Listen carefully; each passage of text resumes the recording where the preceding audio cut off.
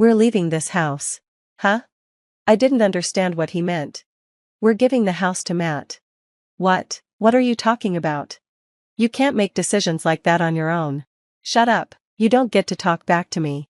We're giving the house to my brother. If you don't agree, we're getting a divorce.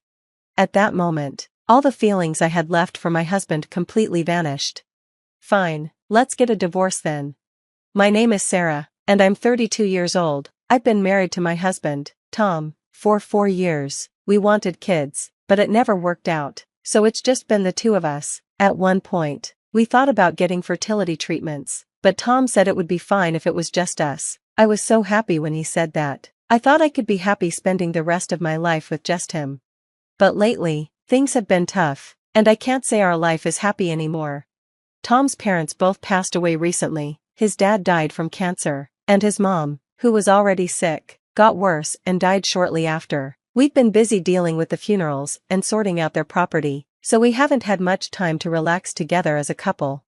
On top of that, Tom always thought the husband should be in charge. He's been strict with me sometimes, and he'd make me look bad in front of others, trying to appear humble. As his wife and part of his family, I understood where he was coming from, but lately, it's gotten worse. He treats me like I'm a bad wife. If I make even the smallest mistake with housework, he scolds me like I've done something terrible. Before we got married, we worked together, and he was my boss. Because of that, I think Tom still sees me as someone who works for him, even in our marriage, but that's not how I want our marriage to be. I just want him to treat me better as his wife.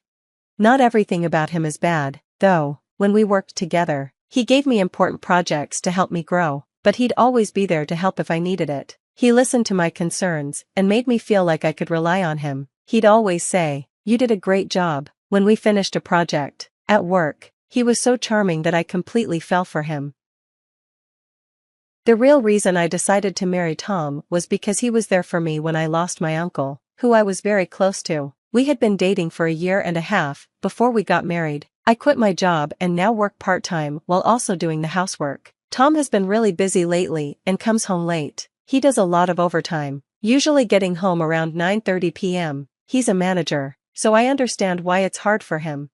"Hope you didn't have too rough of a day today," I say when he comes home. But he doesn't answer. "What's for dinner?" That's always the first thing he asks. "Oh, I made curry." He doesn't respond to that and just says, "Beer." As he sits down at the table, I pick up his suits off the floor and quickly grab him a beer. He likes it really cold, so I have to make sure it's been in the freezer for about 30 minutes before he gets home. If it's frozen, he gets mad, so I have to time it just right. I always feel nervous waiting for him to come home, but he doesn't seem to care about any of the little things I worry about. After dinner, he heads straight for the shower. I have to put his clean clothes and towels in the bathroom, then clear the dishes. I never know what might upset him. Today, he yelled, "Hey, why isn't there any chocolate mint ice cream?" "I'm sorry, they didn't have it at the nearby supermarket." He glared at me, went to the bedroom, and went to sleep. He's never been much of a talker, and we don't really have conversations anymore. I know he's probably tired from work, but we haven't really spoken in about 6 months. But I still have feelings for him. Like I said, he comforted me when I lost my uncle, and that's one reason I still trust him. When my parents divorced while I was in middle school, I lived with my mom, but when I was in high school, she got sick and passed away. After that, I lived with my uncle. He was like a father to me, and I loved him a lot. He paid for me to go to college, and when I started working, I would save money to take him to nice restaurants and buy him gifts. I was really happy living with him, and I'm so thankful for everything he did for me. My dad wasn't a good man, so to me, my uncle was more of a father. Sadly, my time with him didn't last. My uncle got cancer, the same kind my mom had, and passed away. I don't know if it's genetic, but it broke my heart to lose him so soon. He was all the family I had left, and I felt completely alone. There was so much I still wanted to do with him, like take him on a trip to thank him. For a while, I didn't even feel like eating. That's when Tom came over to comfort me. He asked me why I was so sad, and when I told him, he said, "That must be really tough for you. Thank you for working so hard during such a rough time." Tom had always been a strict boss, but I felt comforted by his warm and kind words. Because of this, I trusted him completely, even though he could be tough sometimes. I wanted to keep our relationship strong as a married couple. But everything was about to change because of a phone call from Tom's brother, Matt. "It's good to hear from you, Matt. What's going on? I need to tell you something. Is Tom there?" Matt didn't sound very cheerful, which made me worried. I handed the phone to Tom. Tom is very close to his brother and often talks about how proud he is of him. Matt graduated from an Ivy League school, works at a top company, and is a really great guy. I don't understand why Tom is so proud of him, but I can see why he feels that way. Tom seemed excited to hear from Matt. "Hey, Matt, thanks for calling. What's up?" Until then, Tom had been watching TV with no expression, but now he was smiling. Still, I could tell from Matt's tone that something was wrong. As Tom listened to the call, his smile disappeared and his voice sounded worried. "Are you okay? What happened?" Tom listened for a moment, then said, "I understand. Don't push yourself too hard, and remember, you can always rely on me." Before hanging up, "What's wrong?" "Matt got fired." "What?" I froze. I knew his company wasn't doing great, but I never expected they would fire Matt. Tom sat down on the couch and sighed. "I can't believe it either. Matt is kind, good at his job, and he respects me." Once, at a family gathering, he even told Tom off for saying too many good things about me. He apologized to me afterward. Matt got married last year, and his wife seems lovely. They look like a beautiful couple, and I imagined they would have a warm, caring family. So, I was shocked to hear that Matt was suddenly let go due to company downsizing. "I'm really worried. Is there anything we can do?" I asked, feeling concerned. But Tom's face turned serious, and he snapped. "Huh? What exactly do you think you can do? Don't even try to get involved. You'll just make things worse." I was shocked. I never expected him to say something like that. It was too much, and I couldn't hold back. "Make things worse? What do you mean by that?" Tom's anger grew even more. "This has nothing to do with you. Stay out of it. You're just a housewife. What do you even know?" "Nothing to do with me? We're family. I'm your wife." I couldn't believe he thought that way. After that, Tom became even more aggressive toward me. "I envy you as a housewife. You don't have any work stress, and all you do is housework. But you should care more about your clothes. Matt's wife always looks stylish. Stop wasting money on clothes and makeup," he'd also say. Which is it? Does he want me to look good or not? I was getting more and more exhausted from his attacks. I used to be able to handle it because I respected him, but lately, it's gotten worse. If I said something wrong, or even if I didn't say anything at all, he was always irritated with me. We don't make eye contact anymore. We don't speak to each other at all. I started wondering why I even stayed married to this man. Then one day, something happened. It was unusual for Tom to be up so early on his day off. I wondered if he had plans, but when I saw him packing boxes and throwing things into a garbage bag, I got curious. We hadn't had much to talk about lately, so I didn't ask what he was doing. But then, he noticed me watching him and said, "Hey, will you help me with this?" I was surprised he was speaking to me. "Are you cleaning your room?" I asked. But his answer was something I didn't expect. "We're leaving this house." Huh? I didn't understand what he meant. "We're giving this place to Matt." What? What are you talking about? You can't just make decisions like that on your own. You can't complain to me like that. This is too much. Don't think you can threaten me and make things go the way you want. Where are we going to live if we give the house to Matt? We'll figure it out. Have you talked to him about this? I will. Just as I thought. He hadn't actually talked to Matt or his wife about this. I couldn't believe he'd try to make such a big decision without even checking with them first. "Shut up. You have no right to talk back to me. We're giving this house to my brother. If you don't agree, we're getting a divorce." At that moment, all the feelings I had left for Tom disappeared. "Okay, then, let's get a divorce."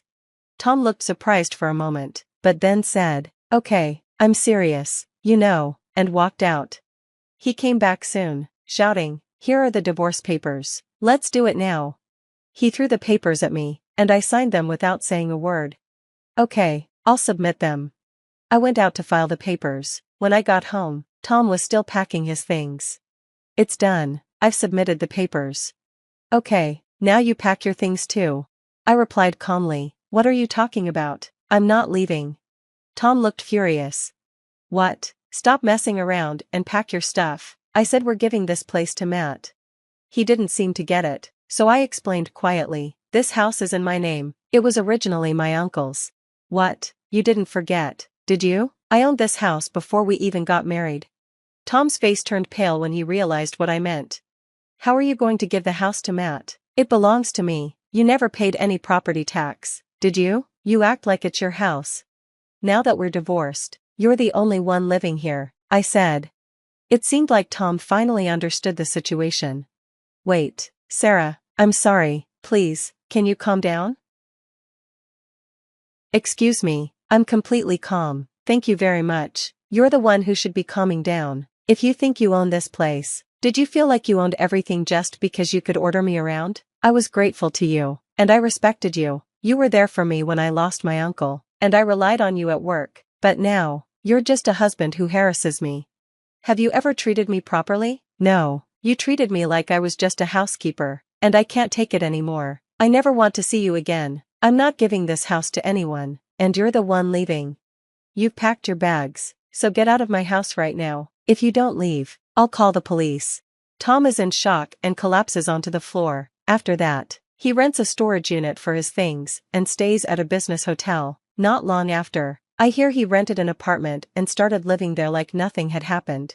Since I still have some friends from work, they all found out about his behavior toward me during our marriage. No one trusts him anymore. He's having a tough time at work too, and he's been moved to a department with hardly any important tasks.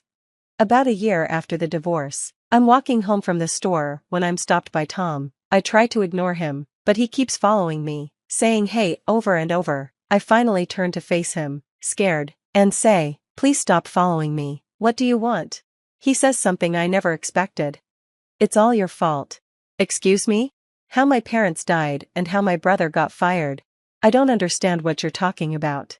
You jinxed us. You're the one who made all these bad things happen to me and my family.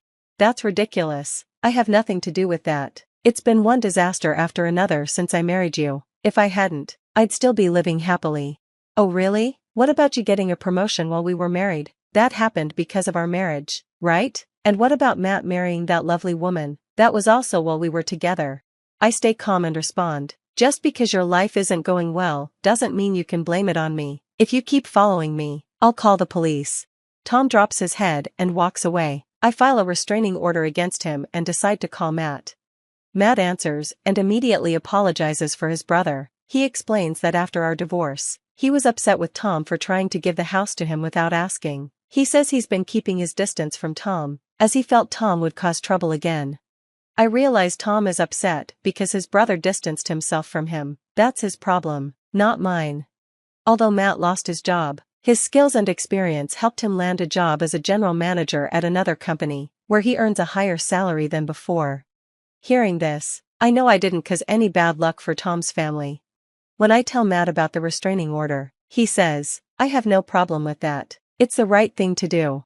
Now Tom is completely on his own, and it's all his fault. This has taught me how important it is to be kind and thoughtful to others in any relationship. I'm going to keep this lesson in mind as I move forward, being considerate to everyone I meet. It's unbelievable that Tom thought he owned the house. The way he treated me was unacceptable. No matter how good he was at his job, it was definitely the right decision to divorce him. I hope I find someone better in the future. Thanks for watching until the end. If you enjoyed this video, please subscribe to our channel, and we'll see you next time. 1 million followers, I whispered to Freddie across the coffee shop table, watching his eyes widen as he nearly choked on his latte, and they still think I'm wasting my time. My name is Zoe, and I'm what you'd call the family disappointment. At least, that's how my siblings make me feel every chance they get. While they climb their fancy corporate ladders, I've been building something of my own, something they'd never understand. Are you serious? Freddie leaned forward, lowering his voice. 1 million? That's insane, Zoe. Yeah, and the best part? Marley and Nash still think I'm just posting pretty pictures of street food and sunsets. I couldn't help but smile, even though it hurt. You should have heard them at dinner last night. The memory was still fresh. Another painful family dinner where I was served a hefty portion of criticism alongside Mom's lasagna.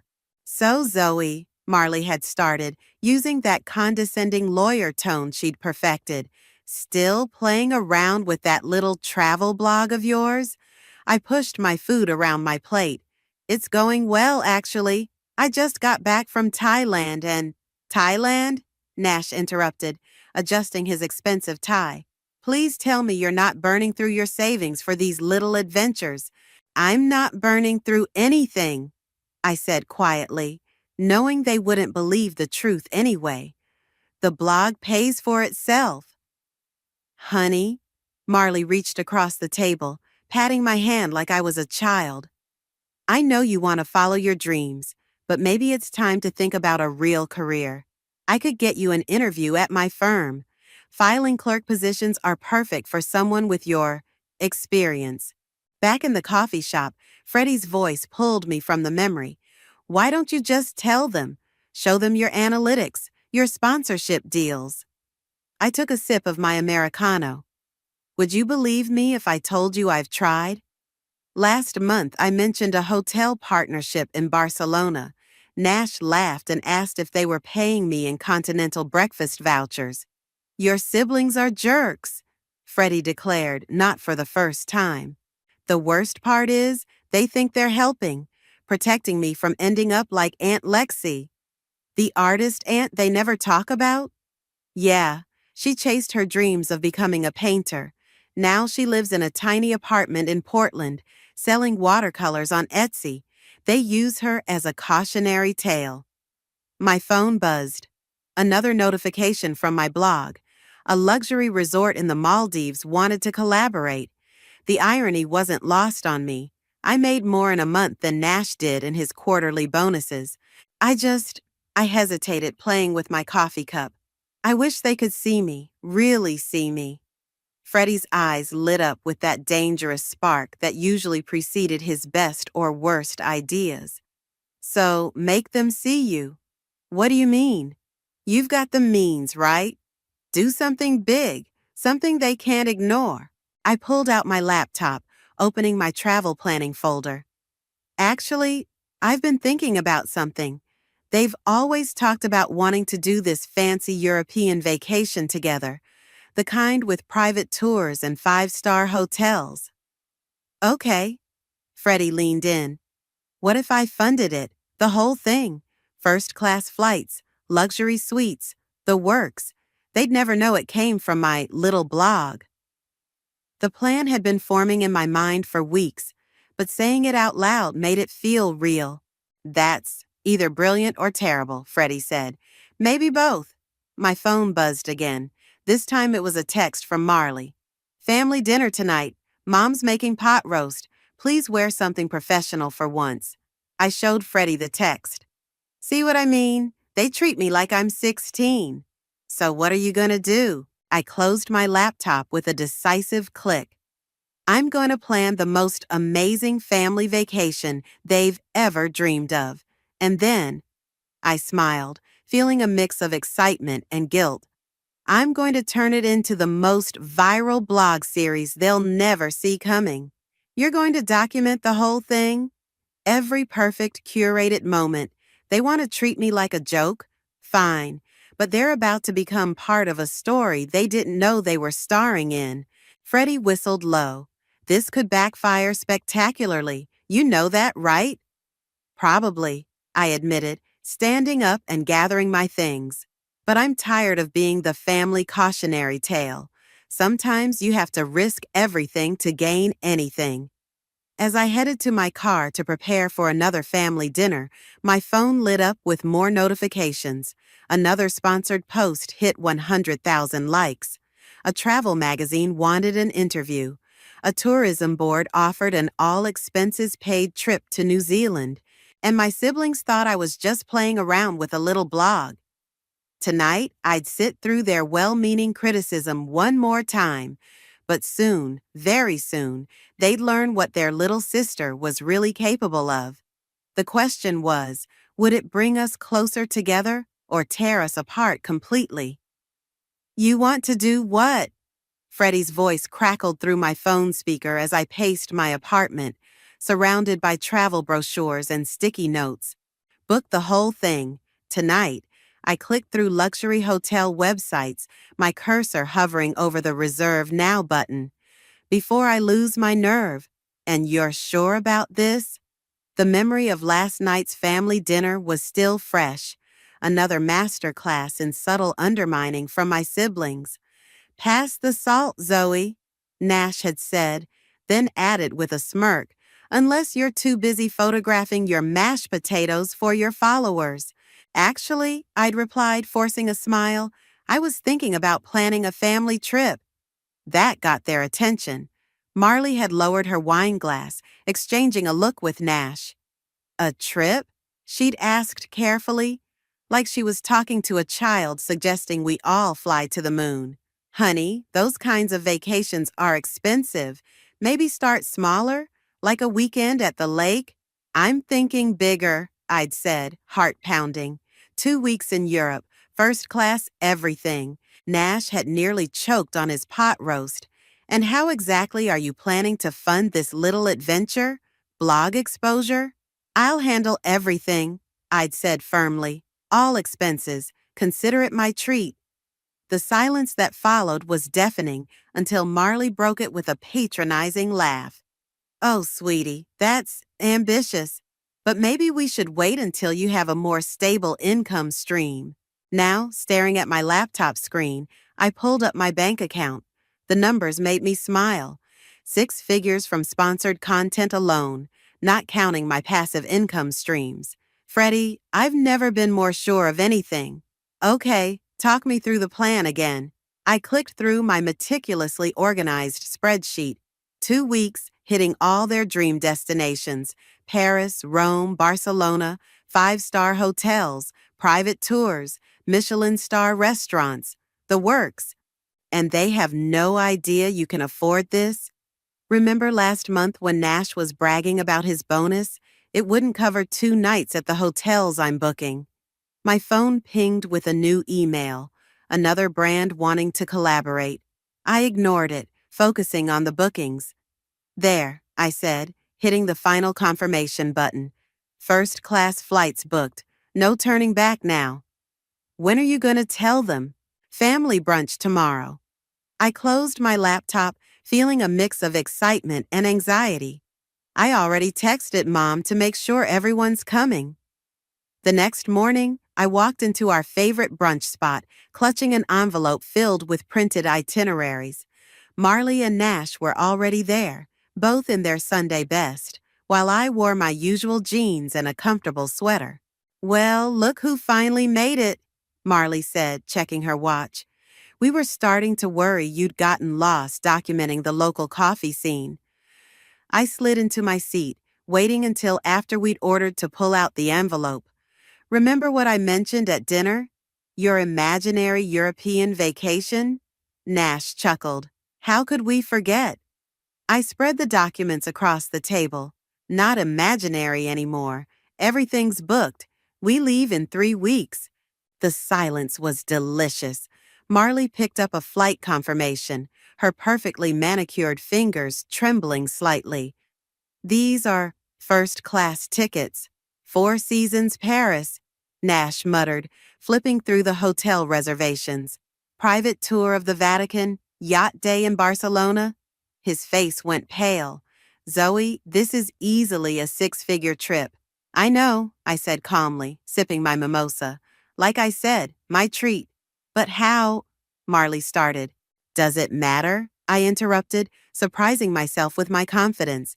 You both work so hard. You deserve something special. Let someone else take care of things for once. They exchanged worried looks. I could see the wheels turning, wondering if I'd gotten into debt, or worse. Look, Nash leaned forward. If you've done something reckless, the only thing you need to worry about is getting time off work, I said firmly. Everything else is handled. But, do you want to go or not? Another silence. Finally, Marley smiled. A genuine smile this time. Of course we want to go. It's just unexpected.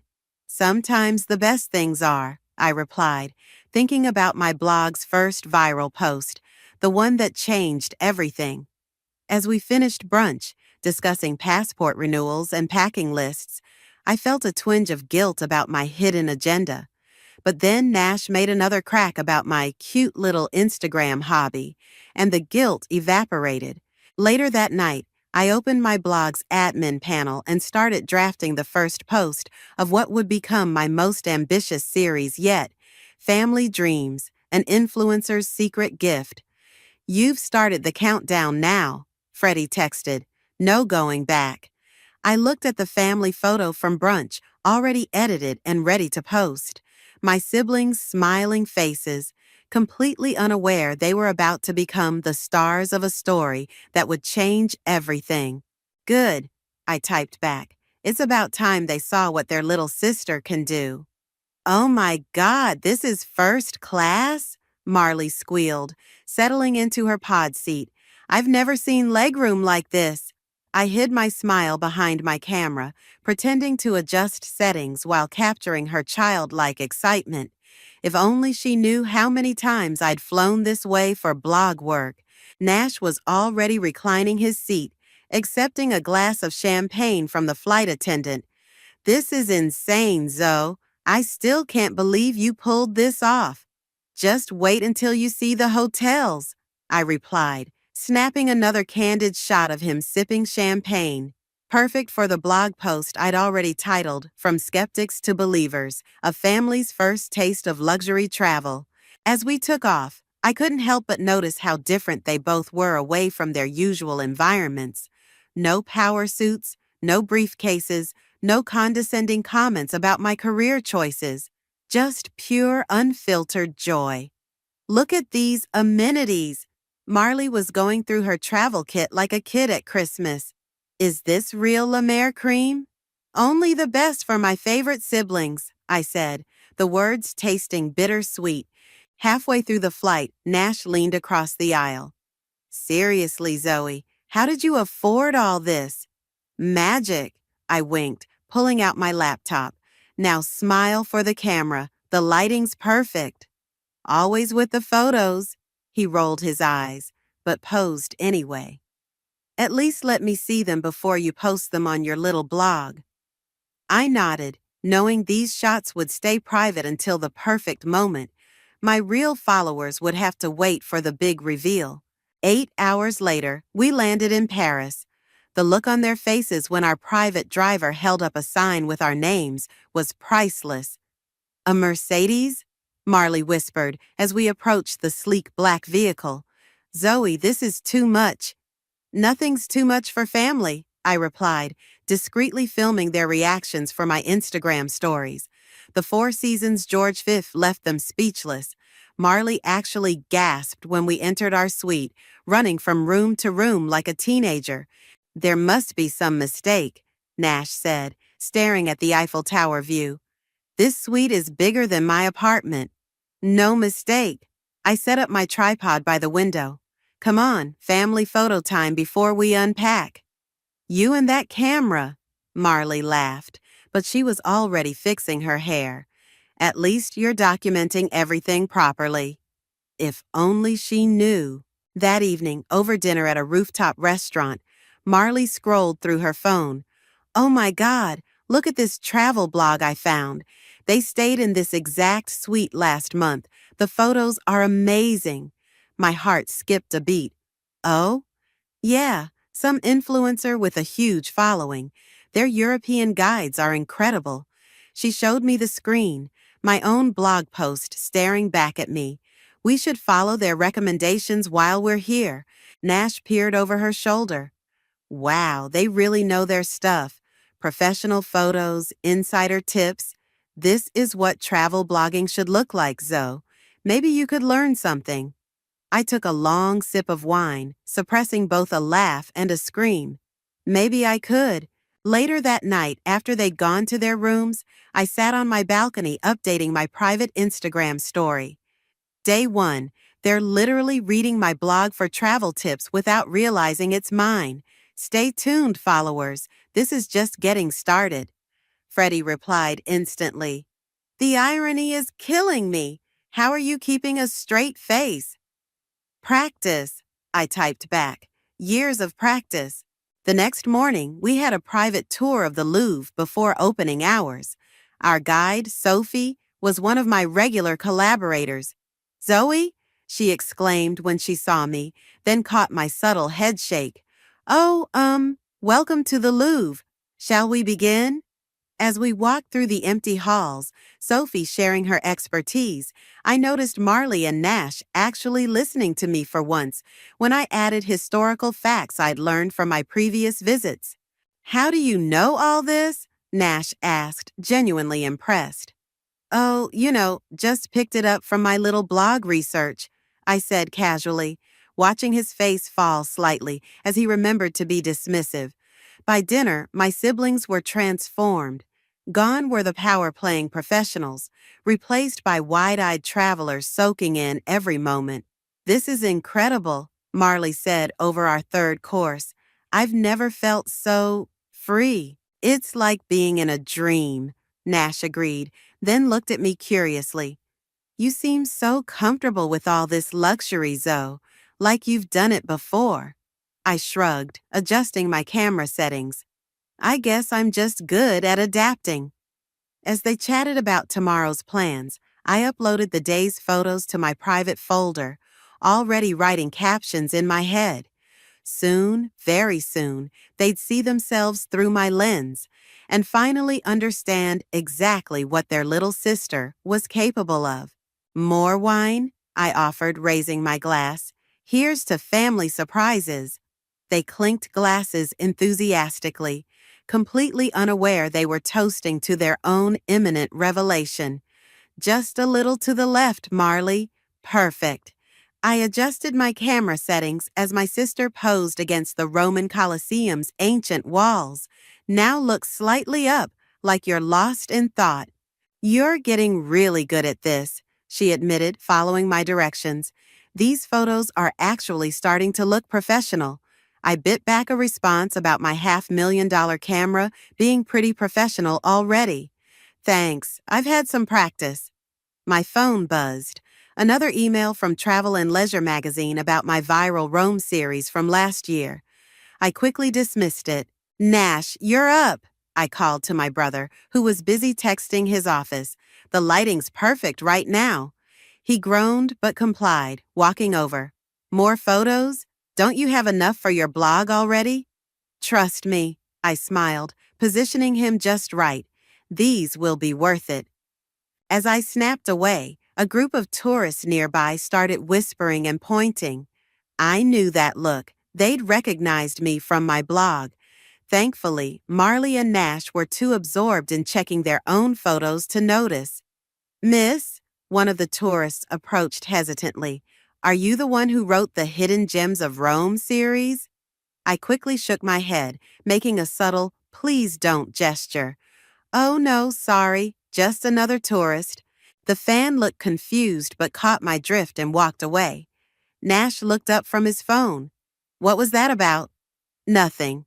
Probably thought I was someone else." I quickly changed the subject. "Who's hungry? I know this amazing little place down a hidden alley." The restaurant, like everything else on our trip, was carefully chosen from my previous visits. As we settled into our corner table, the owner rushed over. "Signorina Zoe, welcome back." He caught himself too late. "Back?" Marley raised an eyebrow. "Oh, I meant welcome," he stammered, looking at me apologetically. "Special table for you and family, yes?" I nodded gratefully as he hurried away, but the damage was done. "That was weird," Nash mused. "Have you been here before?" "Must be thinking of someone else," I said quickly, opening the menu. "Try the truffle pasta. It's supposedly amazing." Later that afternoon, as we lounged by our hotel's rooftop pool, my phone lit up with a message from the editor of Wanderlust magazine.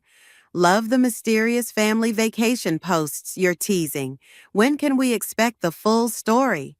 "Still working on it," I typed back, glancing at my siblings enjoying their cocktails. "Zoe, come look at this," Marley called out, holding up her phone. "Remember that travel blog I found in Paris? They have a whole guide about this exact hotel. The photos are incredible." I walked over, trying to keep my expression neutral as I looked at my own images on her screen. See how they captured the sunset over the Vatican? She pointed excitedly. That's real talent. Maybe you could reach out to them for tips. Maybe, I said, watching the actual Vatican sunset paint the sky in front of us. Speaking of photos, let's get some shots before we lose this light. I positioned them perfectly, knowing exactly how to capture the golden hour glow I'd mastered months ago in this very spot. As I clicked away, Nash whistled. Wow, these actually look like those professional blog photos, he said, peering at my camera screen. Almost as good as that account Marley found. Funny coincidence, I muttered, adjusting my settings for another shot. That evening, after they'd gone to bed, I sat in my suite updating my private Instagram story. Day 5, they're literally comparing my photos to my photos. The irony is reaching new levels. Freddie replied immediately. This is getting good. When are you dropping the bomb? Soon, I wrote back. The magazine wants an exclusive. A notification popped up. Marley had just posted one of my photos on her Instagram. Her caption read, "Living the dream thanks to my amazing sister. Still don't know how she afforded this, but I'm not questioning it anymore." The post already had dozens of comments, including one that made my heart stop. OMG, isn't this the same hotel from that famous travel blogger's Rome series? I quickly logged into my main account and deleted the comment before Marley could see it. But more were coming. My followers were starting to connect the dots. Another message from Freddie. You can't keep this up forever. I know, I replied, looking at the growing stack of memory cards filled with perfectly curated moments. But I need a few more days. The story's not complete yet. I opened my laptop and began sorting through the day's photos, each one better than the last. My siblings looking carefree, happy, completely unaware they were starring in what would become my most viral series yet. A final text from Freddie. Just remember, you can't control how they'll react when they find out. I looked at my camera, then at the Vatican glowing in the distance. Maybe not, I whispered to myself, but I can control how the world sees it. Last breakfast in Europe, Marley sighed, stirring her cappuccino at our Barcelona hotel's rooftop restaurant. I can't believe it's almost over. I adjusted my camera one final time, capturing her wistful expression against the Mediterranean backdrop. The last shot for my series. Perfect. We should plan something special for Zoe when we get back, Nash said, surprising me. To thank her for all this. Absolutely, Marley agreed. Maybe dinner at that new place downtown? The waiting list is months long, but I can pull some strings. I almost laughed. I had a standing VIP reservation there from my restaurant review series last summer. That's sweet, but unnecessary, I said, checking my phone. Wanderlust magazine had just sent the final contract for my exclusive reveal. All I needed was to sign. No, really, Nash insisted. This trip has been eye-opening. We haven't always been supportive of your choices, but clearly you're doing better than we thought. Speaking of which, Marley leaned forward, isn't it time you told us how you really managed all this? My phone buzzed again, a message from Freddie.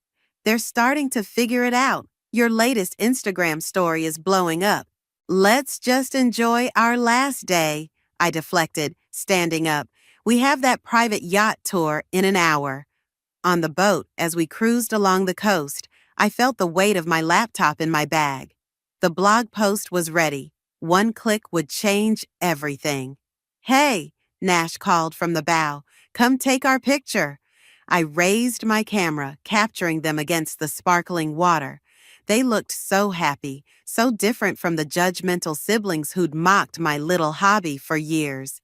Perfect shot, I said, but my hand was trembling. Send it to us? Marley asked. I want to post it before we leave. Actually, I started, then stopped as my phone exploded with notifications. Someone had connected the dots. A viral tweet was circulating. Wait, isn't that famous travel blogger on vacation with her family? The same family she said never supported her career? This tea is about to be hot. Everything okay? Nash asked, noticing my expression. Fine, I said quickly, silencing my phone. But it was too late. Marley's phone dinged. She glanced at it, then did a double take. That's weird. Someone just tagged me in a post about some travel blogger's family vacation series. My heart stopped. Oh my God. She continued scrolling. They're saying, wait. She looked up at me, her eyes widening. Zoe? Nash grabbed her phone, reading quickly. This can't be right. It says you're... But that's the blog we've been following, the one with millions of followers. The yacht suddenly felt very small. I can explain, I started, but Marley cut me off. Explain what? That you've been lying to us? That you're actually some kind of famous influencer? I never lied, I defended. You just never bothered to actually look at my work. Nash was frantically searching on his phone now. Holy shit, it's all here, the sponsors, the magazine features, the brand deals. He looked up, face pale. You're making more than I do. A lot more, I admitted quietly. Marley stood up, hands shaking. So this whole trip, all these perfect moments, the photos, it was just content for your blog? No, well, yes, but we were just props to you? Nash's voice cracked. A story for your followers? You don't understand, I tried again. For years, you treated me like a joke, like my dreams were worthless. I wanted to show you. Show us what? Marley demanded.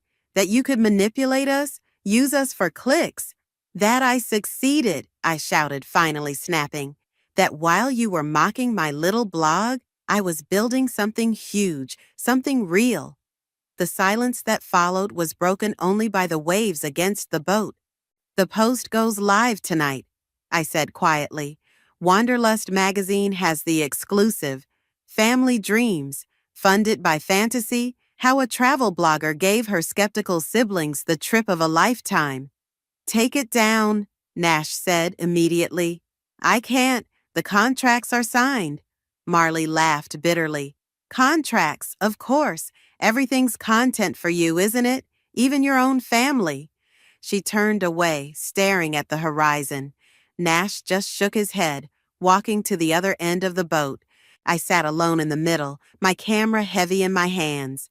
The perfect lighting, the perfect backdrop, the perfect story. Suddenly, none of it felt perfect anymore. My phone buzzed again. Freddie. How'd they take it? I looked at my siblings, now strangers on opposite ends of the boat I'd booked to capture our perfect family moment.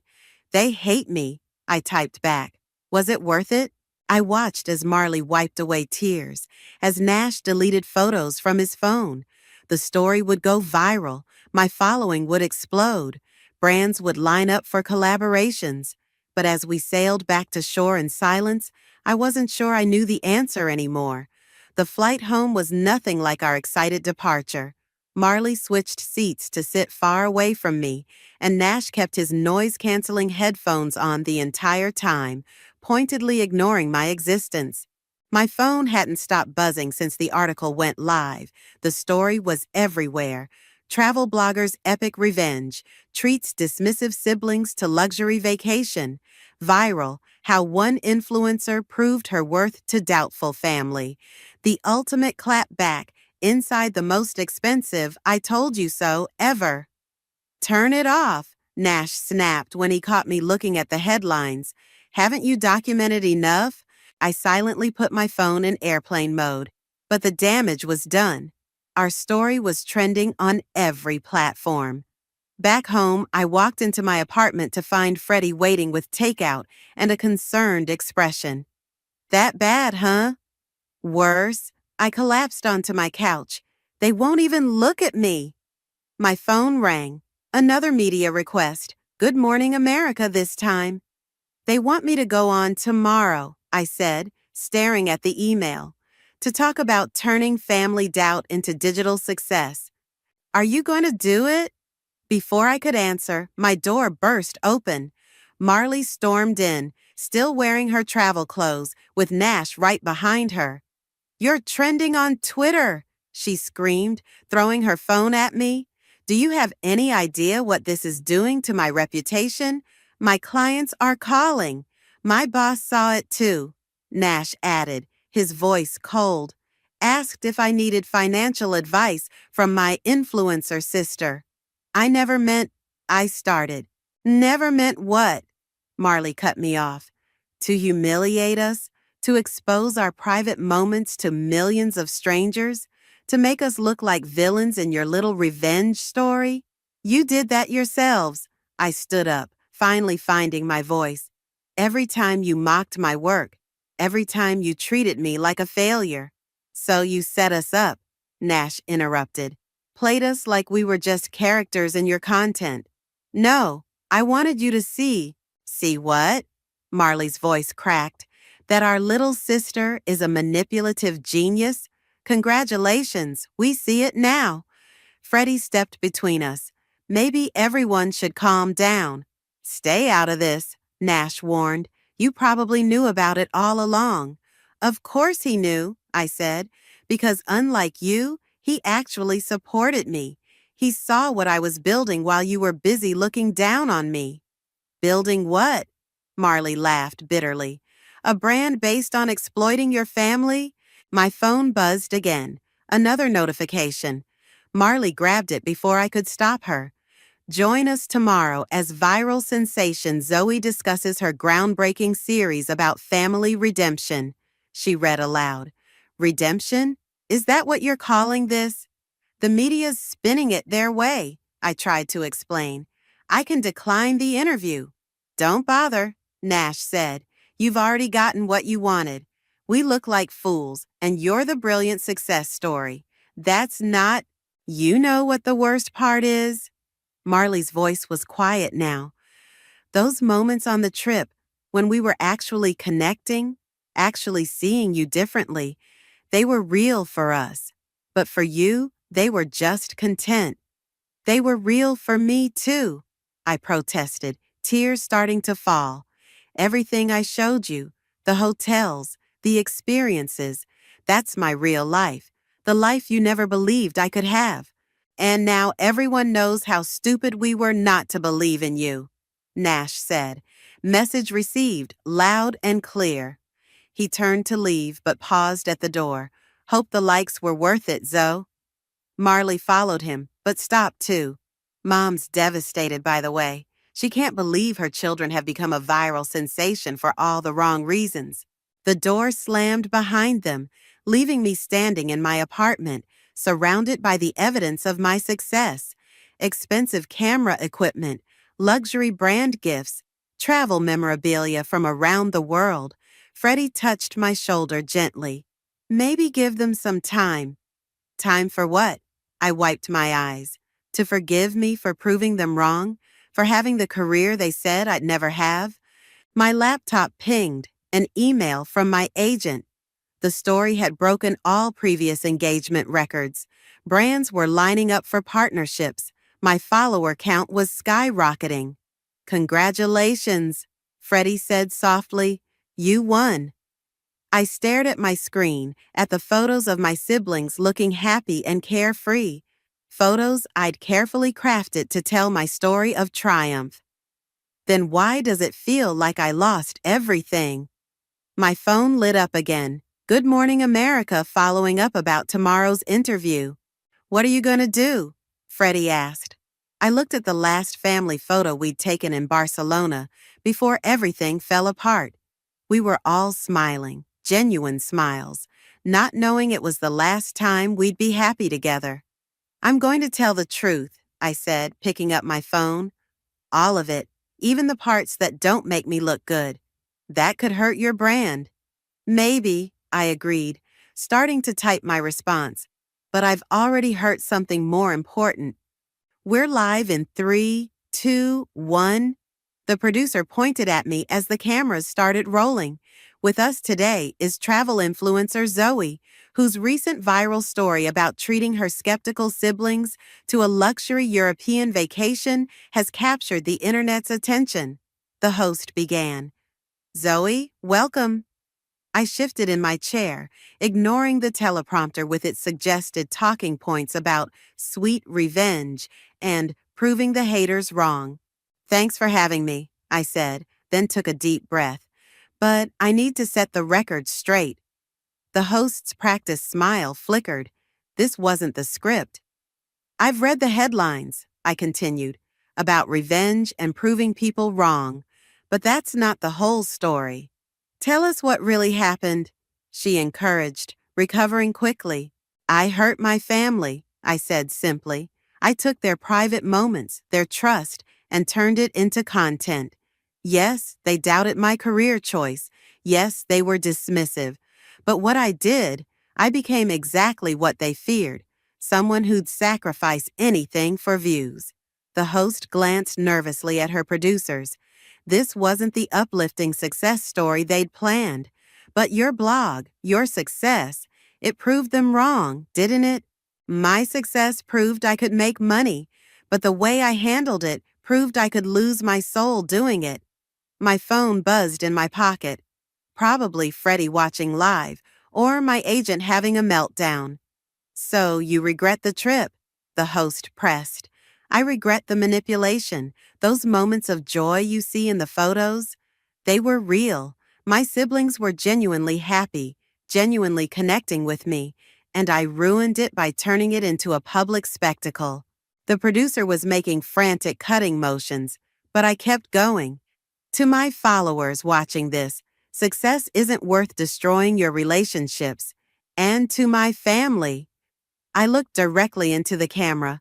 I'm sorry. I'm so sorry. They cut to commercial break. The host immediately removed her microphone, leaving me alone on set as crew members awkwardly avoided eye contact. My phone was flooded with notifications. My agent had sent 15 texts in a row, the last one reading, "What are you doing? 3 brands already pulled their offers." I turned off my phone and walked out of the studio into the bright morning sun. Freddie was waiting in his car. That was, he started. Career suicide? I finished, buckling my seatbelt. Brave, he corrected. And true. We drove in silence until he suddenly turned down a familiar street. This isn't the way to my apartment. No, he agreed. It's the way to your mom's house. My heart stopped. Freddie, no. They're all there, he said quietly. Marley texted me during your interview. They watched it together. And they want to talk. Minutes later, I stood on my mother's porch, hand frozen before the doorbell. Before I could decide whether to run, the door opened. Mom stood there, eyes red but soft. Without a word, she pulled me into a hug. Inside, Marley and Nash sat at the kitchen table, an open laptop between them, showing a replay of my interview. Hi, I managed weakly. Nash spoke first. Did you mean it? What you said on TV? Every word. You tanked your brand for us, Marley said, not quite a question. Turns out my brand isn't worth my family. I sat down heavily at the table. I got so caught up in proving myself, I forgot who I was proving it to. We watched your whole blog series this morning, Nash said. All your old posts, too. You're actually really good, Marley added. Like, really good. We just never looked before, Nash finished, because it was easier to assume you were failing than admit we might be wrong. Mom set coffee cups in front of us, just like she used to when we needed to talk through problems as kids. I should have shown you my success differently, I said, not as a weapon, and we should have supported you from the start. Marley reached across the table, taking my hand. God, Zoe, you've built something amazing. Those hotel partnerships, the brand deals. The writing, Nash added. Your Rome series made me cry. Don't tell anyone I said that. A laugh bubbled up, surprising all of us. Soon we were all laughing, the tension breaking like a fever. So what now? Mom asked, sitting down with us. What happens to your blog? I looked at my siblings, seeing them clearly for the first time in years. That depends. How do you feel about a follow-up series? The real story this time, about family, forgiveness, and finding success without losing yourself. Only if you let us read it first, Marley smiled. And maybe teach us some of those photography tricks, Nash added. Deal, I said, feeling lighter than I had in weeks. But first, I need to know, was the trip actually good before everything blew up? They exchanged looks, then Marley grinned. It was perfect, even better knowing our little sister made it happen. Through talent and hard work, Nash emphasized. Mom squeezed my shoulder. Now that's the story you should be telling. Ready? I adjusted the camera settings, checking the lighting one last time. As ready as we'll ever be, Nash said, straightening his tie while Marley touched up her lipstick. We were back in Mom's kitchen, where everything had fallen apart and come back together. The familiar wooden table was set for Sunday dinner, just like always, but this time, my professional camera equipment surrounded us. Remember, I said, just be natural. Tell your truth. Our truth, Marley corrected, squeezing my hand. I pressed record. So, tell me about the moment you realized your little sister was actually a successful travel blogger. Nash laughed. Oh, God. I was checking my stock portfolio in Barcelona when my boss texted asking if I needed financial advice from you. Talk about a wake-up call. For me, Marley added, it was earlier. Remember that restaurant in Rome? The owner knew you, and I finally started putting the pieces together. All those coincidences weren't coincidences at all. Mom appeared in frame with a steaming lasagna. I knew long before either of you. I'd been secretly following her blog for months. Mom! We all turned to stare at her. She shrugged, setting down the dish. What? You think I didn't Google my own daughter? I just figured she'd tell us when she was ready. Why didn't you say anything? I asked, momentarily forgetting I was supposed to be behind the camera. Sometimes mothers have to let their children fight their own battles, she said wisely, even when we see them making mistakes. Speaking of mistakes, Nash leaned forward, can we talk about how spectacularly I failed as a big brother? We both did, Marley agreed. We were so busy being successful in our own lanes, we couldn't see you building something incredible in yours. I swallowed hard, keeping the camera steady. And I was so busy proving you wrong, I forgot about proving myself right. The comments on your new blog post are insane.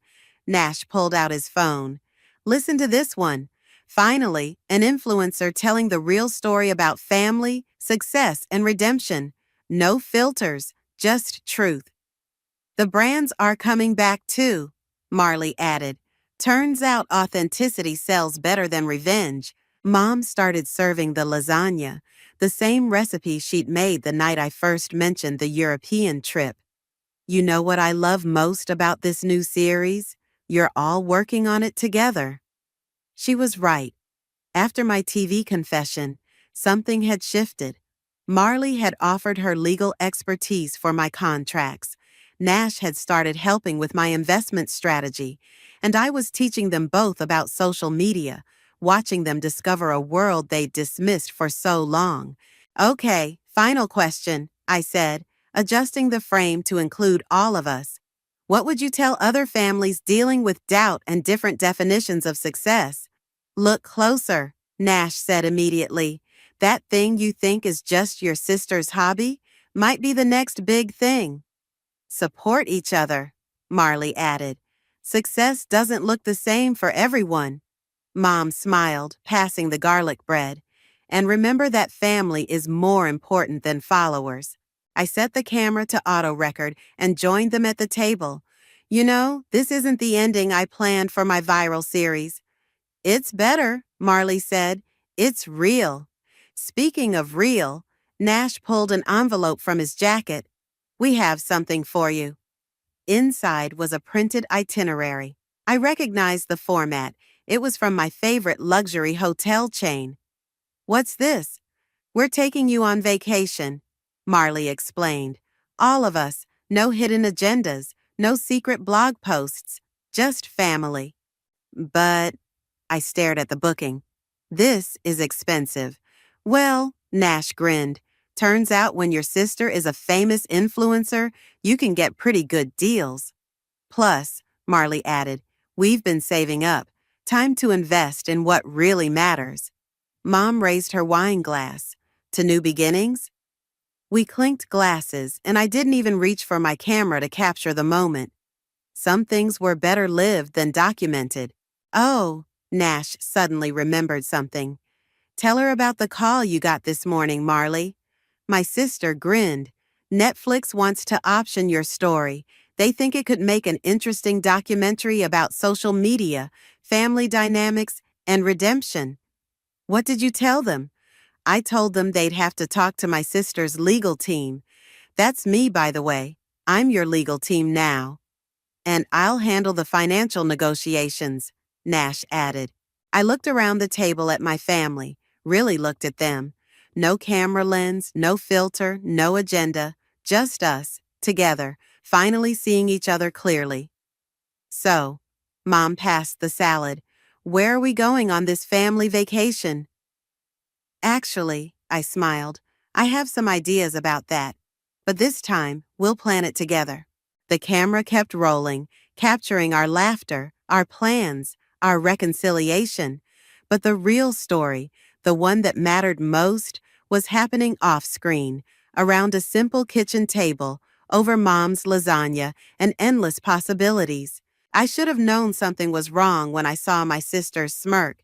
The same smirk she'd worn since we were kids, right before she'd take something that belonged to me.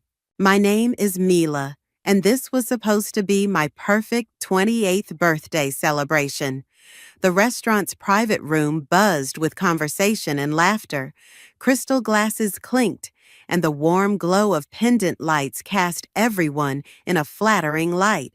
Even my boyfriend Tucker seemed extra attentive, though he kept checking his phone every few minutes. "Speech! Speech!" My mother Kendra's voice rose above the chatter. She stood, wine glass in hand, her designer dress catching the light. "I want to thank everyone for coming to celebrate our beautiful Mila's birthday." I smiled, squeezing Tucker's hand under the table. He squeezed back, but something felt off. His palm was sweaty. "Actually," my sister Serenity's voice cut through the moment like a knife, "Tucker and I have an announcement to make." The room fell silent. I watched, frozen, as Serenity stood up, her perfectly manicured hand resting on Tucker's shoulder. He rose beside her, avoiding my gaze. "We're engaged." Serenity thrust out her left hand, where my grandmother's diamond ring, the one Tucker and I had discussed just last month, sparkled on her finger. The room erupted in confused murmurs. My father Devon's fork clattered against his plate. "What's going on here?" "Tucker and I have been in love for months," Serenity announced, her voice dripping with false sweetness. "We didn't want to hurt anyone, but we couldn't deny our feelings anymore." I sat there, my birthday cake untouched in front of me, as my world imploded in slow motion. "Mila," Tucker finally spoke, his voice strained. "I'm sorry. It just happened." "Just happened?" I found my voice, standing so quickly my chair scraped against the floor. "Things don't just happen, Tucker. You make choices." Vicente, our family friend and my father's business partner, stepped forward. "This is completely inappropriate. It's Mila's birthday, for God's sake." "Oh, please." Serenity rolled her eyes. "Mila always gets everything. The attention, the praise, Daddy's approval. Maybe it's time she learned she can't have it all." Our mother gasped. "Serenity, that's enough." But Serenity wasn't finished. She wrapped her arm around Tucker's waist, that familiar smirk playing on her lips. "Besides, Tucker and I make much more sense together. We're both ambitious, forward-thinking. Mila's always been content with mediocrity. The room fell dead silent. I could feel everyone's eyes on me, waiting for my reaction. My hands trembled, but I refused to give her the satisfaction of seeing me cry. You know what, Serenity? I met her gaze steadily. You're right about one thing. This makes perfect sense. You two deserve each other. I grabbed my purse and headed for the door, but turned back one last time. Oh, and Tucker, that ring you're so proud of giving her? Grandmother left it to me in her will. So technically, you just gave my sister stolen property. Tucker's face paled. Serenity's smirk faltered for the first time. Mila, wait! My father called after me, but I was already pushing through the restaurant's main doors into the cool night air. Vicente caught up with me in the parking lot. Let me drive you home. I'm fine, I insisted, fumbling with my car keys. You're shaking, he observed quietly. And you've had wine. Let me help. I relented, handing him my keys.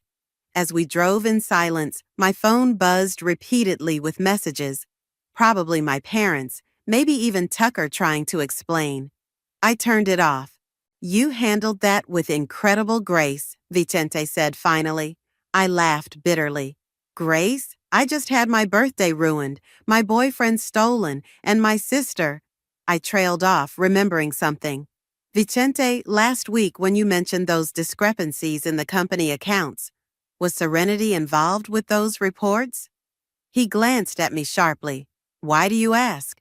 Because my sister just proved she's capable of anything. I stared out the window, watching the city lights blur past. And I think it's time someone looked closer at exactly what she's been up to. Vicente was quiet for a moment. The financial records are in my office. We could start there. For the first time that evening, I felt something other than hurt and humiliation. I felt purpose. Yes, I nodded slowly. We could start there. As Vicente pulled up to my apartment, I caught my reflection in the window. I didn't see a victim. I saw someone ready to fight back. Serenity might think she'd won tonight, but she'd forgotten one crucial thing about me. I always finish what I start, and this was just the beginning. The morning after my disaster of a birthday, I walked into my parents' house to collect the gifts I'd left behind. I hadn't expected anyone to be there, but I found my mother sitting at the kitchen island, staring into her coffee cup. Honey, she jumped up when she saw me. I've been calling you all night. My phone died, I lied, reaching for the stack of presents on the counter. We need to talk about what happened. She grabbed my arm gently. Your father and I had no idea about Tucker and Serenity. We're just as shocked as you are. Are you? I pulled away. Because Serenity's been pulling stunts like this since we were kids. Remember my prom date? My college graduation party? She always has to make everything about her. That's different, Mila. This is worse. I laughed. Yeah, it is. But you and Dad will probably forgive her anyway. You always do. The front door opened and Serenity's voice floated in. Mom, I brought breakfast. I turned to leave, but Serenity blocked the doorway, holding a bakery bag. She was wearing one of my old sweaters, one that had mysteriously disappeared from my closet months ago. Oh, Mila, she said, feigning surprise. I didn't expect to see you here. Nice sweater, I replied coldly. Looks familiar. She shrugged, that irritating smirk playing on her lips. Tucker always said it looked better on me anyway. Before I could respond, my father walked in. Girls, enough. We need to handle this like adults. Handle what? Serenity set down the bakery bag. Tucker and I are in love. Mila will get over it. Like you got over me being Dad's favorite? The words slipped out before I could stop them. Serenity's face darkened. At least I earned my position at the company. Everyone knows Dad only gave you that junior executive role because that's enough. Dad slammed his hand on the counter. Both of you sit down, now. We sat, glaring at each other across the kitchen island like we were teenagers again. Devin, Mom started, but Dad held up his hand. I just got off the phone with Vicente, he said, looking between us. He mentioned some concerning issues with the company's financial reports. I watched Serenity's face carefully. For a split second, her composure cracked. What kind of issues? I asked innocently. Nothing important, Serenity cut in quickly. Just some filing errors. Tucker and I already fixed them. Tucker? Dad frowned. Since when does Tucker have access to our financial records? He's been helping me streamline some processes, Serenity said smoothly. He has experience in corporate finance, remember? I remembered something else, Tucker's mysterious phone calls, his late nights at the office with Serenity. It all started making sense. Dad, I leaned forward, maybe we should have an external audit. Don't be ridiculous, Serenity snapped. We don't need outsiders poking around our family business. Besides, you barely understand how the finance department works. My phone buzzed. A text from Vicente. Found something. Meet me at the office ASAP. I stood up. You're right, Serenity. I don't understand finance like you do, but I understand loyalty and karma. Is that a threat? She stood too, her voice sharp. No, I smiled, channeling her own smirk. Just an observation. As I walked out, I heard her muttering to our parents about how unstable I was acting, but I caught Dad's troubled expression in the reflection of the window. For the first time, he looked uncertain about his perfect younger daughter. Outside, I bumped into Tucker getting out of his car. He was carrying flowers, probably for Serenity. Mila, wait, he called out. Can we talk? I turned slowly. About what? How long you've been sleeping with my sister? Or about the company's financial records you've been helping her with? His face paled. What are you talking about? You know exactly what I'm talking about. I stepped closer, lowering my voice. And so does Vicente. Tucker's hand tightened around the flowers, crushing their stems. You don't want to do this, Mila. Some things are better left alone. You should have thought about that before you gave my grandmother's ring to my sister. As I drove to meet Vicente, I replayed Tucker's reaction in my head. He wasn't just nervous, he was scared. And scared people make mistakes. My phone buzzed again. Vicente, bring your laptop. You're going to want to see these emails. I pressed the accelerator harder. Serenity might have taken my boyfriend and tried to humiliate me, but she'd made one crucial mistake. She'd left a paper trail, and I was about to follow it all the way to the truth. Vicente's office was a mess of papers when I arrived. He sat hunched over his computer, his usually pristine desk covered in financial statements and printed emails. Look at this, he said without looking up. 3 separate wire transfers to offshore accounts in the past 6 months, all authorized by Serenity, all just under the threshold that would require board approval.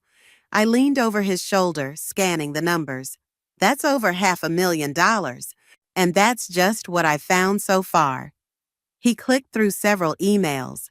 These communications between Serenity and Tucker go back almost a year. They were planning something long before they went public with their relationship. My stomach churned as I read their exchanges, the casual way they discussed the transfers, the inside jokes, the subtle references to keeping me in the dark. Wait, I pointed at the screen. Go back to that last email. Vicente scrolled up. There it was, an email from Tucker to Serenity. Once the merger goes through, we'll have full control. Em won't know what hit her. Neither will your dad. Merger? I frowned. What merger? Vicente pulled out a stack of documents. I found these in Serenity's office after hours. She's been negotiating with Stellar Corp to sell controlling interest in your family's company. The money she's been transferring, it's her golden parachute. She can't do that without Dad's approval, I said, but even as the words left my mouth, I remembered something. Unless she has power of attorney, Vicente finished, which your father gave her 3 months ago when he was in the hospital for his heart surgery. That was temporary. I grabbed the documents, scanning them frantically. It was only supposed to last during his recovery. The paperwork was never reversed. Vicente's voice was grim. Legally, she still has authority to make these decisions. I sank into a chair, my mind racing. Tucker's mother sits on Stellar Corp's board. That's why he got involved with Serenity, to facilitate the takeover. And to keep you distracted, Vicente added. They knew you'd eventually notice the discrepancies in the accounts. My phone buzzed. A text from Serenity. Stay away from the office. You're embarrassing yourself. She knows I'm here. I showed Vicente the message. Good. He started gathering the documents. Let her worry, but we need to move fast. The merger vote is scheduled for next week's board meeting. We need copies of everything, I said, pulling out my laptop, and we need to find out who else is involved. For the next few hours, we dug deeper. Every document we uncovered revealed more betrayal. Serenity hadn't just stolen my boyfriend, she was trying to steal our family's legacy. A knock at the door made us both jump. It was Sarah, Tucker's mother. I thought I might find you here, she said, closing the door behind her. We need to talk. Vicente moved protectively closer to his computer screen, but Sarah held up her hands. I'm not here to stop you, she said. I'm here to help. Tucker told me everything last night, about the merger, the offshore accounts, all of it. I've already resigned from Stellar Corp's board. Why? I asked suspiciously. Because what they're doing is wrong, she said simply, and because I raised my son better than this, or at least I thought I did. She pulled out her phone, showing us emails between Tucker and Stellar Corp's CEO. They're planning to strip the company for parts once they have control. Hundreds of people will lose their jobs. My hands shook as I forwarded the emails to myself. Does my father know any of this? Serenity's kept him completely in the dark, Sarah replied. She's been intercepting his business correspondence, claiming she's protecting him from stress during his recovery. We have to tell him. I stood up, but Vicente caught my arm. Not yet, he cautioned. We need more proof, something concrete that Serenity can't talk her way out of. I might be able to help with that, Sarah said. Tucker keeps a detailed record of all their transactions on his personal laptop. He's not as clever as he thinks he is. I know his passwords. I looked at her carefully. Why are you really helping us? Because I've watched Serenity manipulate and scheme her way through life, just like her mother warned me she would. Her mother? I stared at her. You knew our mother before? Sarah's expression softened. Kendra isn't your biological mother, Mila. Your real mother was my best friend. She died when you were a baby, and your father married Kendra a year later. Serenity is your half-sister. The room spun slightly. Does Serenity know? Oh, she knows. Sarah's voice was hard. She's always known, and she's always resented you for it. I sat back down, my world shifting once again.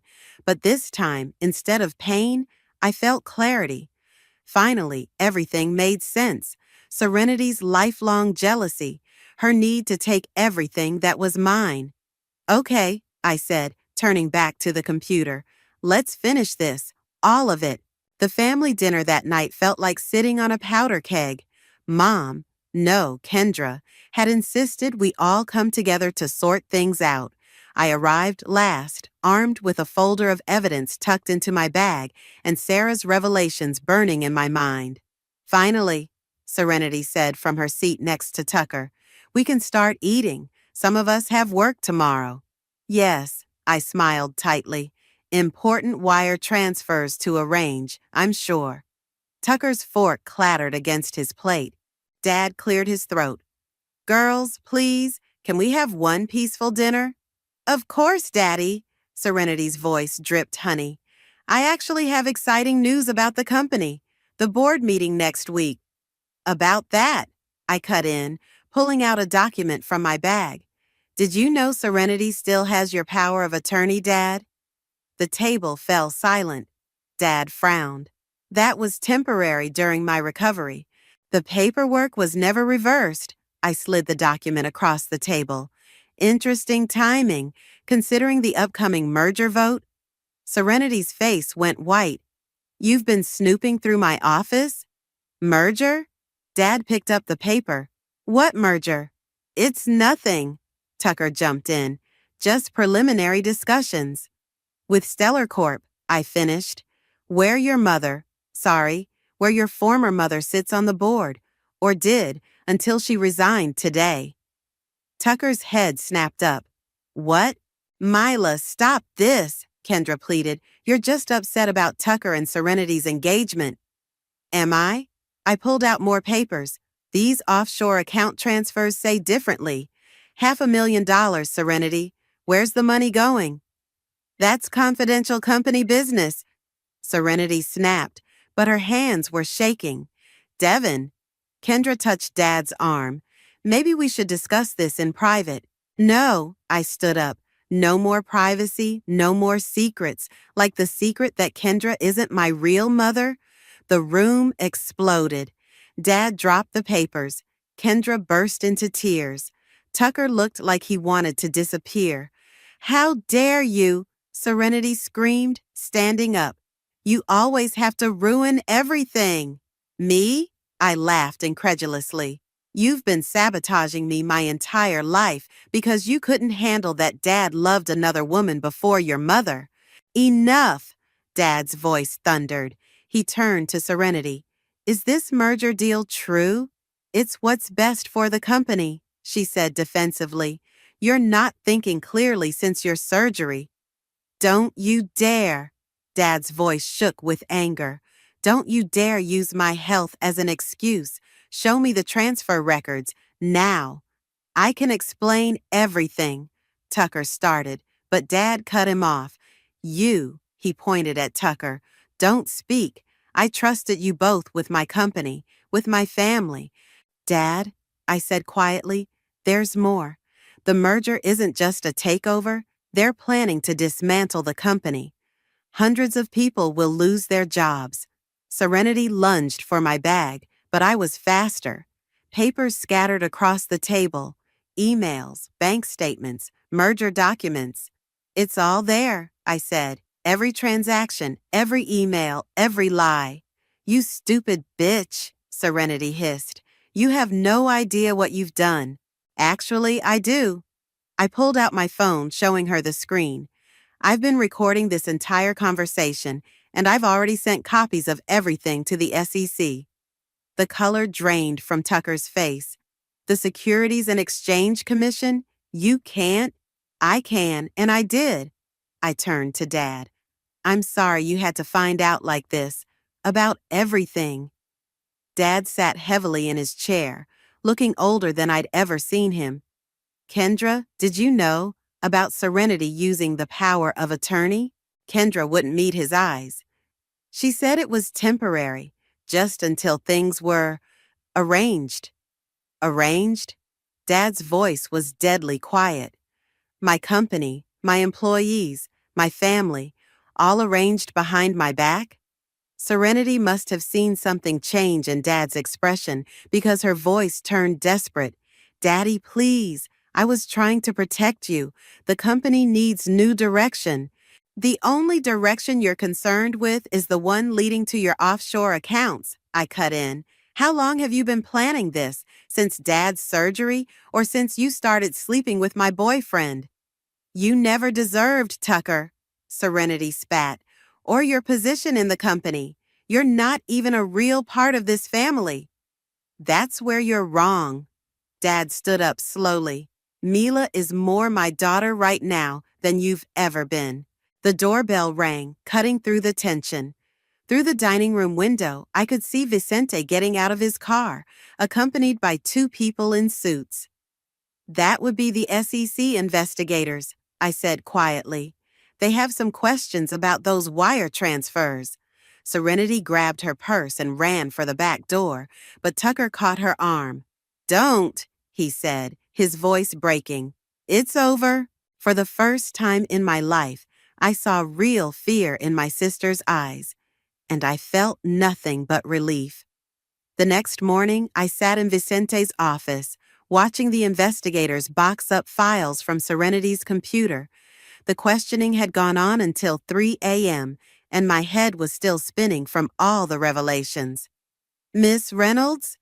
One of the investigators approached. We found something you should see. He placed a laptop in front of me, Tucker's personal computer, courtesy of Sarah. These emails go back further than we thought, much further. I scrolled through the messages, my stomach dropping with each one. The earliest dated back 2 years, before Tucker and I had even started dating. He pursued you deliberately, Vicente said quietly, reading over my shoulder. They planned it all. Getting close to you was his way into the company. A knock at the door made us look up. Tucker stood there, looking haggard. Can we talk? Alone? The investigator nodded. 5 minutes. We'll be right outside. Once they left, Tucker sat across from me. I need you to understand that you never loved me. I kept my voice steady. That I was just part of your long con with my sister. It wasn't like that. He ran his hands through his hair. At first, yes, Serenity approached me at a business conference. She knew about my mother's position at Stellar Corp, knew I had experience in corporate takeovers. She offered me a percentage if I helped her gain control of the company. And dating me was part of the deal? Getting close to you meant access to company information. But Mila, he leaned forward, my feelings for you became real. I laughed bitterly. Real enough to sleep with my sister? Real enough to give her my grandmother's ring? Serenity had leverage over me. She threatened to expose my involvement if I didn't play along. The engagement announcement, that wasn't planned. She blindsided me too. Save it, I stood up. The SEC has everything they need. You're going to prison, Tucker, both of you. Unless you help me. His voice turned urgent. I can testify against Serenity. Tell them everything. But I need you to speak on my behalf. Tell them I cooperated. You want me to help you? I stared at him incredulously. After everything? Think about it, he pressed. Serenity's the mastermind. She's the one who stole from the company. I'm just a willing accomplice, I finished. A liar? A thief? I still care about you, Mila. No, I said quietly. You care about saving yourself. There's a difference. The door opened and Sarah walked in. Tucker jumped up. Mom? Sit down, she said coldly. The investigators need your statement about the Cayman Islands accounts. Tucker's face crumpled. You told them about those? I told them everything. Sarah's voice shook. Including your involvement in the Maxwell scandal last year. Did you think I wouldn't find out about that too? I looked between them. What Maxwell scandal? Another company he helped destroy, Sarah said. Another family he betrayed. This isn't his first time, Mila. It's just the first time he got caught. Tucker slumped in his chair. Mom, please, don't. Sarah turned away. The investigators are ready for you now. As Tucker was let out, my phone buzzed with a text from Dad. Serenity's confessing. Come to the main office. Go, Vicente said. I'll handle things here. I found Dad in his office, looking exhausted. Through the glass walls, I could see Serenity sitting with two investigators, mascara streaking her face as she talked. She's telling them everything, Dad said. The merger plan, the stolen funds, all of it. She claims it was revenge. Revenge for what? For loving you more, he turned to me, for giving you opportunities she felt she deserved, for keeping the truth about your mother from her. Did you? I asked. Love me more? I loved you differently, he said carefully. Your mother, your real mother, she was the love of my life. When she died, a part of me died too. Kendra helped me survive that, helped me raise you. But Serenity, she always knew she was living in the shadow of a ghost. Through the glass, Serenity looked up and met my eyes. For a moment, I saw something there, not hatred or anger, but a deep, consuming sadness. She's going to prison, isn't she? I asked quietly. Dad nodded. The evidence is overwhelming. Tucker, too, probably. The SEC is already talking to prosecutors. My phone buzzed again. A message from Vicente. Tucker's singing like a bird. You need to see his full confession. Dad? I touched his arm. There's more to come out. Are you ready for that? He smiled sadly. I'm ready for the truth. All of it. No more secrets in this family. I looked back at Serenity, still talking to the investigators. She'd taken everything from me, my boyfriend, my trust, nearly our family's company. But in the end, she'd lost everything too. And somehow, that didn't feel like victory at all. The board meeting room was packed.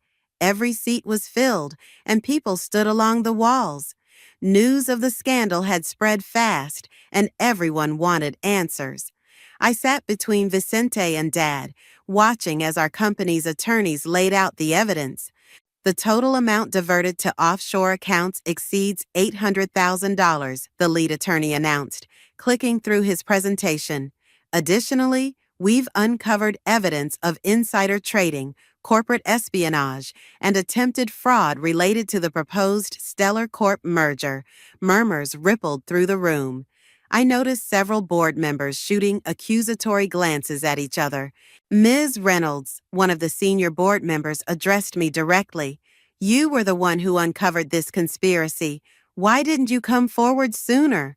Because, I stood up, my voice steady, I needed to understand the full scope of the deception. This wasn't just about stolen money. It was about betraying everything this company stands for.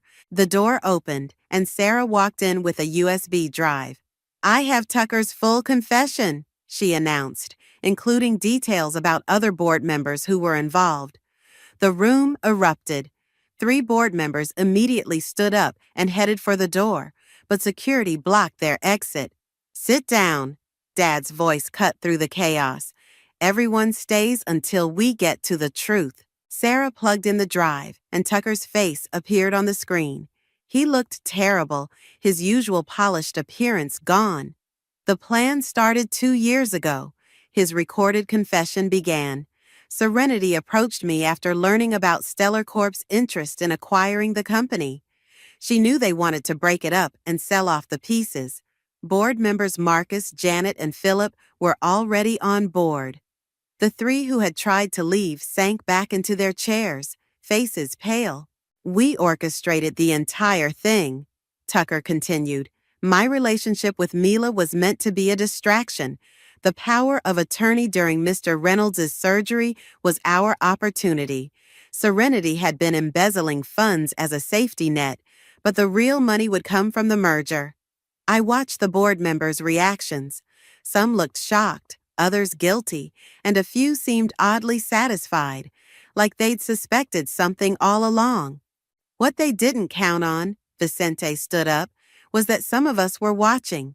We've been gathering evidence for months. The SEC now has everything. This is outrageous, Marcus sputtered. You can't prove. Actually, Sarah interrupted. We can. Tucker provided bank records showing payments to all 3 of you.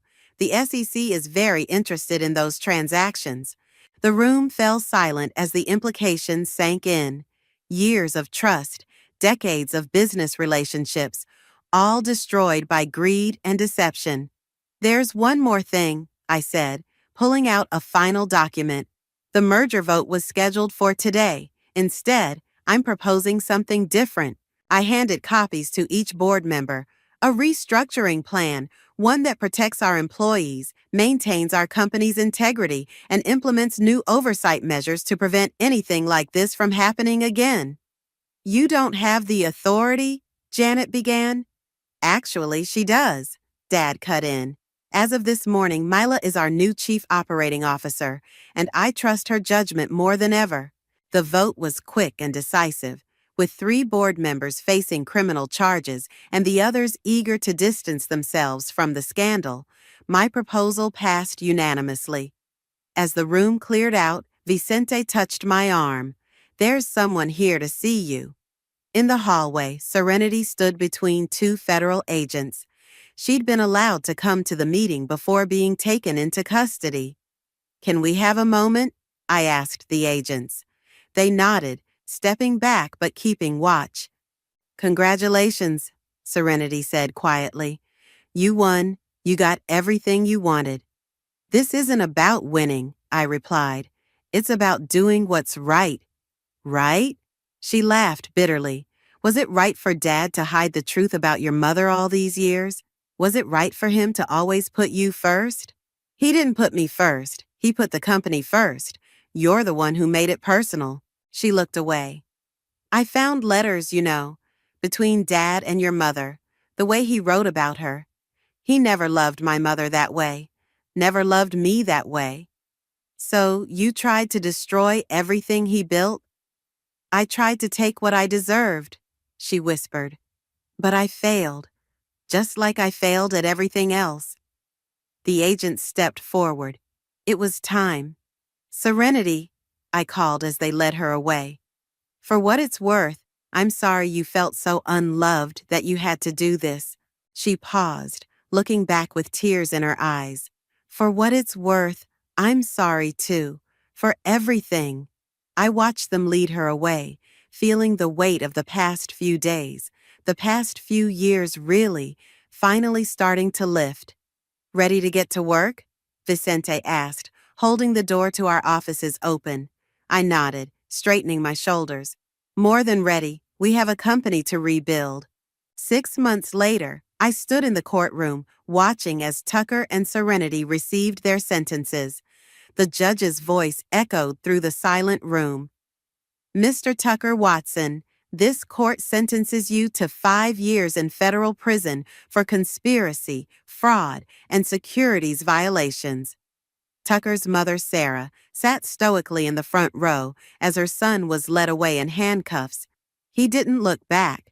"Ms. Serenity Reynolds," the judge continued, "taking into account your cooperation with investigators and your guilty plea, this court sentences you to 3 years in federal prison, followed by 5 years of supervised release." Serenity turned to look at us before they took her away. Dad reached for my hand, squeezing it tight. Outside the courthouse, reporters swarmed us. "Mr. Reynolds, how does it feel knowing your own daughter tried to destroy your company? Ms. Reynolds, what's next for the company after this scandal?"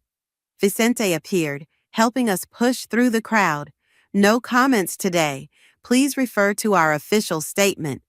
We escaped to a nearby cafe, where Kendra waited. The past months had aged her, but she sat straighter now, unburdened by secrets. "It's done," Dad said, sliding into the booth. "All of it." "Not quite." I pulled out an envelope. "The DNA results came today." I thought we should all be here." After learning about my biological mother, I decided to confirm everything through testing. The envelope had been sitting unopened on my desk all morning. "Are you sure you want to know?" Kendra asked softly. "I need to," I replied. "No more questions, no more doubts." I opened the envelope with trembling fingers. The results confirmed everything. Dad was my father, but Kendra wasn't my biological mother.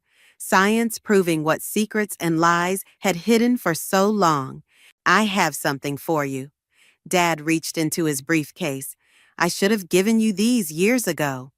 He handed me a bundle of letters, tied with a faded ribbon. "These were from your mother, Elizabeth. She wrote them to you before she died. one for every birthday until you turn 21. I remember those letters, Kendra said quietly. You used to read them every night, Dad nodded. Until Serenity found them when she was 12. She was so angry, so hurt. That's when everything started to change. Why didn't you tell me the truth? I asked, touching the letters gently. Because I was a coward, he admitted. Because Kendra had been such a wonderful mother to you, and I didn't want to hurt either of you. I thought I was protecting everyone, but instead, the secrets poisoned everything, Kendra finished.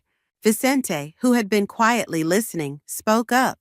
The company press release goes out tomorrow. We're announcing the new board structure and the employee protection plan. People are calling it a model of corporate reformation. Thanks to you, Dad smiled at me. You didn't just save the company, Mila. You made it better. My phone buzzed. A message from Sarah. Tucker's being transferred tonight. He asked to see you. No, I said firmly, showing them the message. Some chapters need to stay closed. Speaking of closed chapters, Vicente pulled out a small box. This was recovered from evidence. Inside was my grandmother's ring, the one Tucker had given Serenity. It sparkled under the cafe lights, beautiful but somehow tainted by everything that had happened. What should I do with it? I asked. Start fresh, Kendra suggested. Sell it, donate it, whatever feels right. Sometimes letting go is the strongest thing you can do. I closed the box. I think I know exactly what to do with it. Later that afternoon, I visited the children's hospital where my biological mother had worked as a nurse. The ring would fund a new pediatric program in her name, something good coming from all the pain. As I left the hospital, I checked my messages, one from Serenity, sent through her lawyer. I found my own letters today, the ones I wrote to Mom after she died, angry about you, about Dad, about everything. I finally understand. I wasn't fighting you. I was fighting myself. I'm sorry it took losing everything to see that. I sat in my car, reading the message again. The anger I'd carried for so long felt lighter somehow, transformed into something closer to understanding. Not forgiveness, not yet, but maybe someday. My phone rang, Vicente calling about tomorrow's board meeting. Time to get back to work, to continue rebuilding what had been broken. But this time, we'd build it on truth, not secrets, on strength, not fear. As I drove back to the office, I thought about the letters waiting at home. 21 birthday messages from a mother I barely remembered, but whose love had somehow helped shape me into someone strong enough to face all of this. Sometimes the greatest acts of love are the ones we don't understand until years later. And sometimes the hardest battles we fight lead us exactly where we need to be. The autumn breeze rustled through the cemetery as I placed fresh flowers on my biological mother Elizabeth's grave. I'd made it a weekly ritual since learning the truth, finding comfort in these quiet moments. I thought I'd find you here, Sarah's voice came from behind me. The hospital called. The Elizabeth Memorial Pediatric Wing opens next week. I stood, brushing grass from my knees. Will you come to the opening? Of course. She touched the headstone gently. Elizabeth would have loved what you've done with the company, you know.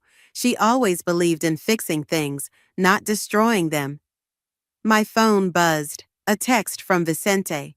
Emergency board meeting. You need to see this. At the office, I found Dad and Vicente in heated discussion with our lawyers. A familiar face smiled from the conference room screen, Tucker, looking gaunt in his prison jumpsuit. What's going on? Your ex-boyfriend here, Vicente gestured to the screen, just offered us something interesting. I found more evidence, Tucker said, about other companies, other takeover attempts, names, dates, offshore accounts, everything. Dad leaned forward. In exchange for what? A reduced sentence, Tucker's lawyer spoke up. And immunity from prosecution in those other cases. I studied Tucker's face. Why now? Because Serenity was right about one thing. Karma catches up eventually. I can't undo what I did to you, Mila, but I can try to make things right. By turning on your other victims? I shook my head. That's not making things right. That's just saving yourself again. Take the deal. Sarah stepped into view of the camera. Tucker's eyes widened at the sight of his mother. Take it, and then never contact this family again. After Tucker's image disappeared, Vicente spread out the new evidence. He's not lying. This goes way beyond what we uncovered. Multiple companies, millions in fraud. Handle it, I told our lawyers. Make sure every victim knows the truth. Dad touched my arm. There's something else. Kendra's waiting in your office. I found her sitting with a familiar-looking bundle of letters. These came from Serenity's belongings, she said. She wanted you to have them. The letters were addressed to me, dated every year on my birthday, just like Elizabeth's letters, but these were from Serenity. I never sent them. Serenity had written in a note. I was too afraid of what they said about me, but you deserve to know who I really was, who I wanted to be. Have you read them? I asked Kendra. She shook her head. They're not my story to read.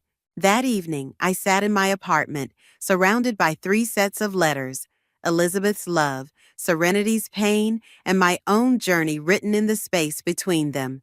My phone lit up with a message from Vicente. Board approved the employee ownership program. Your mother's legacy lives on. A knock at my door revealed Dad holding takeout bags. Thought you might want company. We sat together, eating Chinese food like we used to when I was little. I've been thinking, he said, about Elizabeth, about Kendra, about all of it. I spent so long trying to protect everyone that I forgot the most important thing. What's that? That love isn't about protection. It's about truth, even when it hurts. I picked up one of Serenity's letters. Do you think she'll ever understand that? I think she already does. That's why she gave you those letters. My phone buzzed again, an email from the prison. Serenity had enrolled in a business ethics program. Small steps towards something like redemption. You know what Elizabeth used to say? Dad smiled, lost in memory. She said that family isn't who you're born to, it's who you choose to become because of them. I looked around my apartment, at the letters from 3 women who shaped my life in different ways, at my father who finally learned to speak his truth, at the company reports showing how we'd rebuilt something stronger from the ashes of betrayal. I choose this, I said quietly. All of it. The hard parts, the healing parts, everything in between. Dad raised his water glass. To choices, then, and to truth.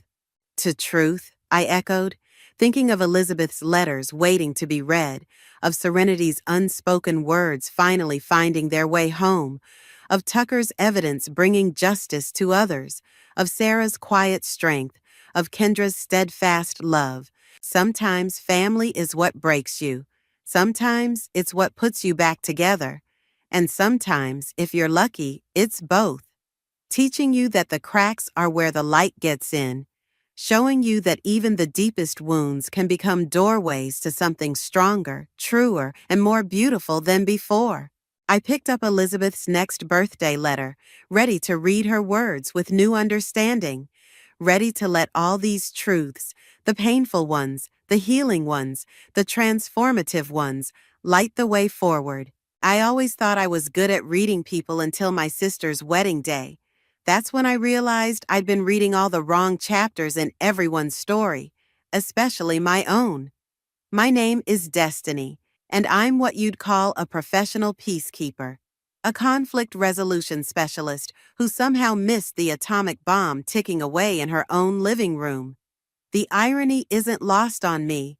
You're gonna wear that necklace to the rehearsal dinner? My sister Felicia's voice carried that familiar edge as she adjusted her designer dress in front of my bedroom mirror. Clay bought it for you last Christmas, didn't he?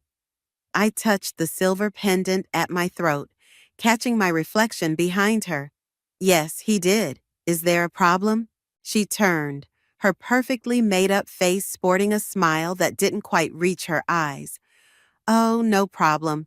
I just thought, never mind. She waved her hand dismissively, but I caught the gleam in her eye, the one that always preceded chaos in our family. Felicia, whatever you're planning for tomorrow. Planning? She laughed, the sound brittle as winter ice. I'm planning to marry Marco, remember? That's all there is to it. But I knew better. The way she kept checking her phone, the hushed conversations that stopped when I entered rooms, the meaningful glances between her and Clay, my husband of 8 years.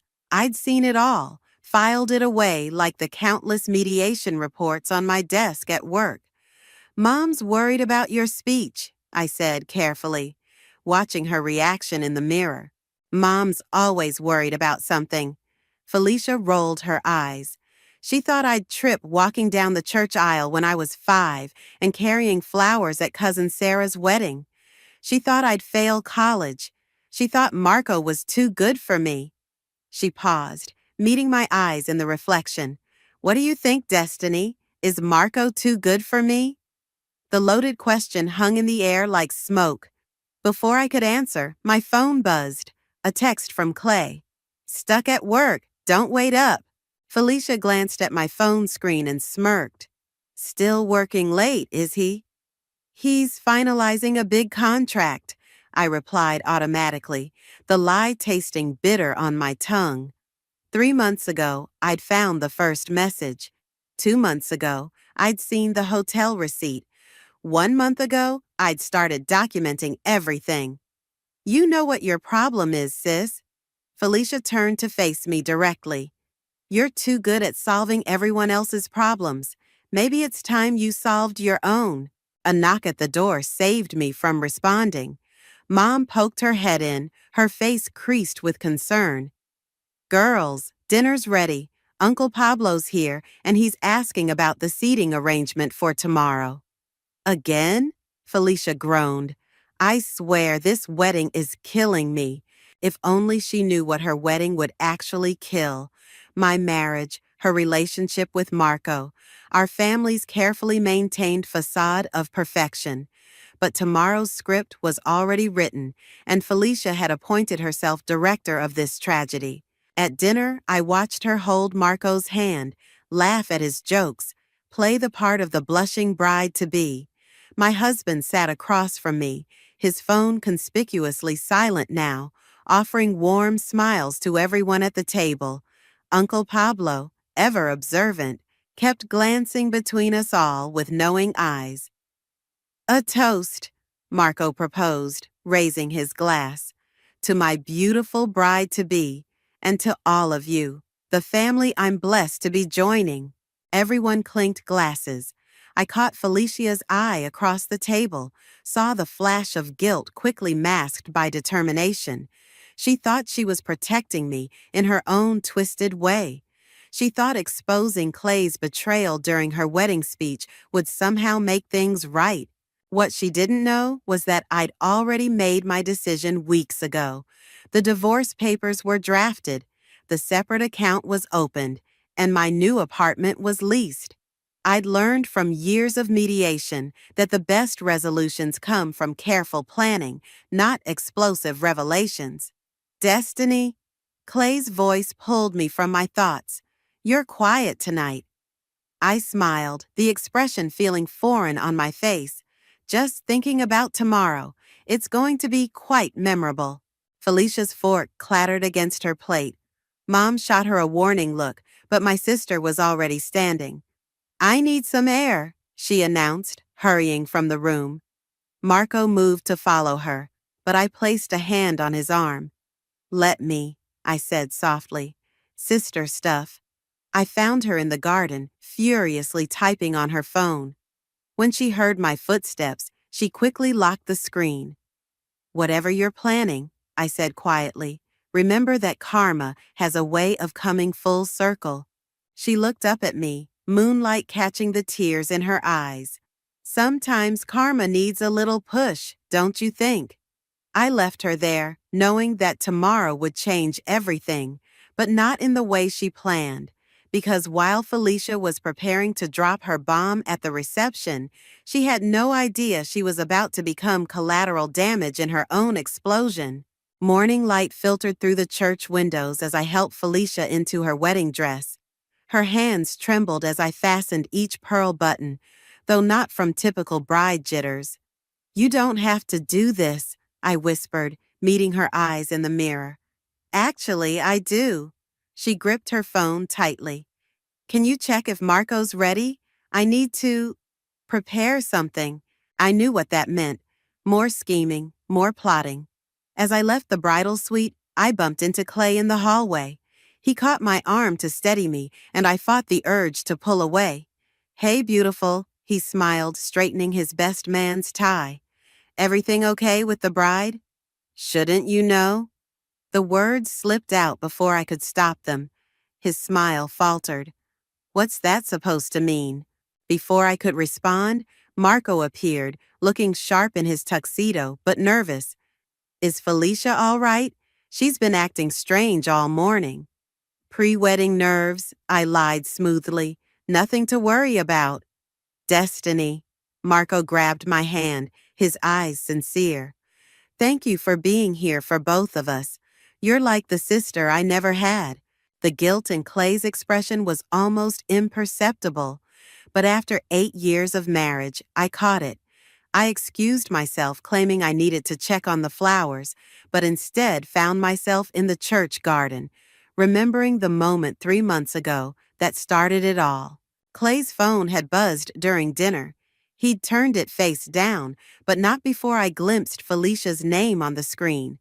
Later that night, I'd checked his phone while he showered, something I'd never done before. The messages were innocent enough, but there was an undercurrent of intimacy that made my stomach turn. "There you are," Mom's voice startled me back to the present. "The photographer wants pre-ceremony shots. And have you seen your sister? She's locked herself in the bridal suite." I headed back inside, knocking on the heavy wooden door. "Felicia, it's me." She opened it a crack, mascara slightly smudged. "I need to tell you something." "Now?" "Yes, now." She pulled me inside, checking to make sure we were alone. "I need you to meet me in the church office right after the ceremony, before the reception. There's something you need to see first. Whatever it is, just tell me now." She shook her head, wiping at her eyes. "I can't, but promise me you'll come. Promise me you'll listen." "Felicia, promise me." Her voice cracked with desperation. "Okay, I promise." I helped her fix her makeup, wondering if she knew I'd already seen everything. The texts, the photos, the hotel receipts. I'd been gathering evidence while she'd been planning her grand reveal. The ceremony began right on schedule. I stood in my maid of honor dress, watching Felicia walk down the aisle toward Marco. Clay stood beside him, the perfect best man, smiling at all the right moments. Uncle Pablo, sitting in the front row, caught my eye and gave me a knowing look. During the vows, I remembered my own wedding day. Clay had promised to love and cherish me forever. I'd believed him then. Now I wondered how many other promises he'd broken along the way. After the ceremony, I made my way to the church office as promised. Felicia was already there, still in her wedding dress, clutching a manila envelope. "Before you open this," she said, "I want you to know I'm doing this because I love you." "Are you?" I asked quietly. "Or is there another reason?" She flinched. "What do you mean?" "I've seen the way you look at Marco, the way you've always looked at him, even before he and I introduced you." "This isn't about Marco," she protested, but her face flushed. "Isn't it? You're in love with him, aren't you? But he fell for you instead of you falling for him. That must have hurt." "You don't understand anything." She thrust the envelope at me. "Just look at these. Then you'll understand why I have to do this." I took the envelope but didn't open it. "The reception starts in 20 minutes. Are you sure you want to go through with this?" Clay doesn't deserve you, she whispered. He never did. And Marco deserves you? She stepped back as if I'd slapped her. What are you saying? I'm saying that karma works in mysterious ways, little sister. I placed the unopened envelope on the desk. Let's get to the reception. You have a speech to give, don't you? She stared at me, realization slowly dawning in her eyes. For the first time, she looked afraid, not of what she was about to do, but of what I might already know. As we walked to the reception hall, I could feel the weight of secrets pressing down on both of us. Felicia thought she was about to blow up my marriage, but she had no idea she was sitting on a powder keg of her own making. The reception hall doors loomed before us, and I heard Marco's voice announcing the arrival of the bride and groom. Felicia squared her shoulders, ready to destroy everything. If only she knew she was about to destroy herself in the process. The reception hall buzzed with celebration as waiters circulated with champagne. I watched Clay work the room, stopping to chat with relatives, his charm turned up to maximum. The same charm that had once made me feel special now felt like sandpaper against my skin. Uncle Pablo slid into the seat next to me, his expression concerned. "You're wearing your mediator face," he observed, sipping his drink. "Am I that obvious? Only to those who know what to look for." He nodded toward Felicia, who was whispering something to Marco at the head table. "She's been checking her phone every 2 minutes. She's about to make a terrible mistake," I said quietly. "Aren't we all experts at those?" Pablo leaned closer. "Remember when you were 10 and Felicia broke Mom's favorite vase? You took the blame." "That was different." "Was it? You've been taking the blame for other people's mistakes your whole life, Destiny." He touched my arm gently. "Maybe it's time to let people face their own consequences." Before I could respond, Clay appeared at our table. "Mind if I borrow my wife for a dance?" Pablo's eyes hardened slightly, but he smiled. "She's all yours, for now." Clay led me to the dance floor as the band played a slow song.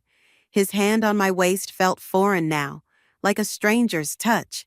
"You've been quiet all day," he said, guiding me through the steps.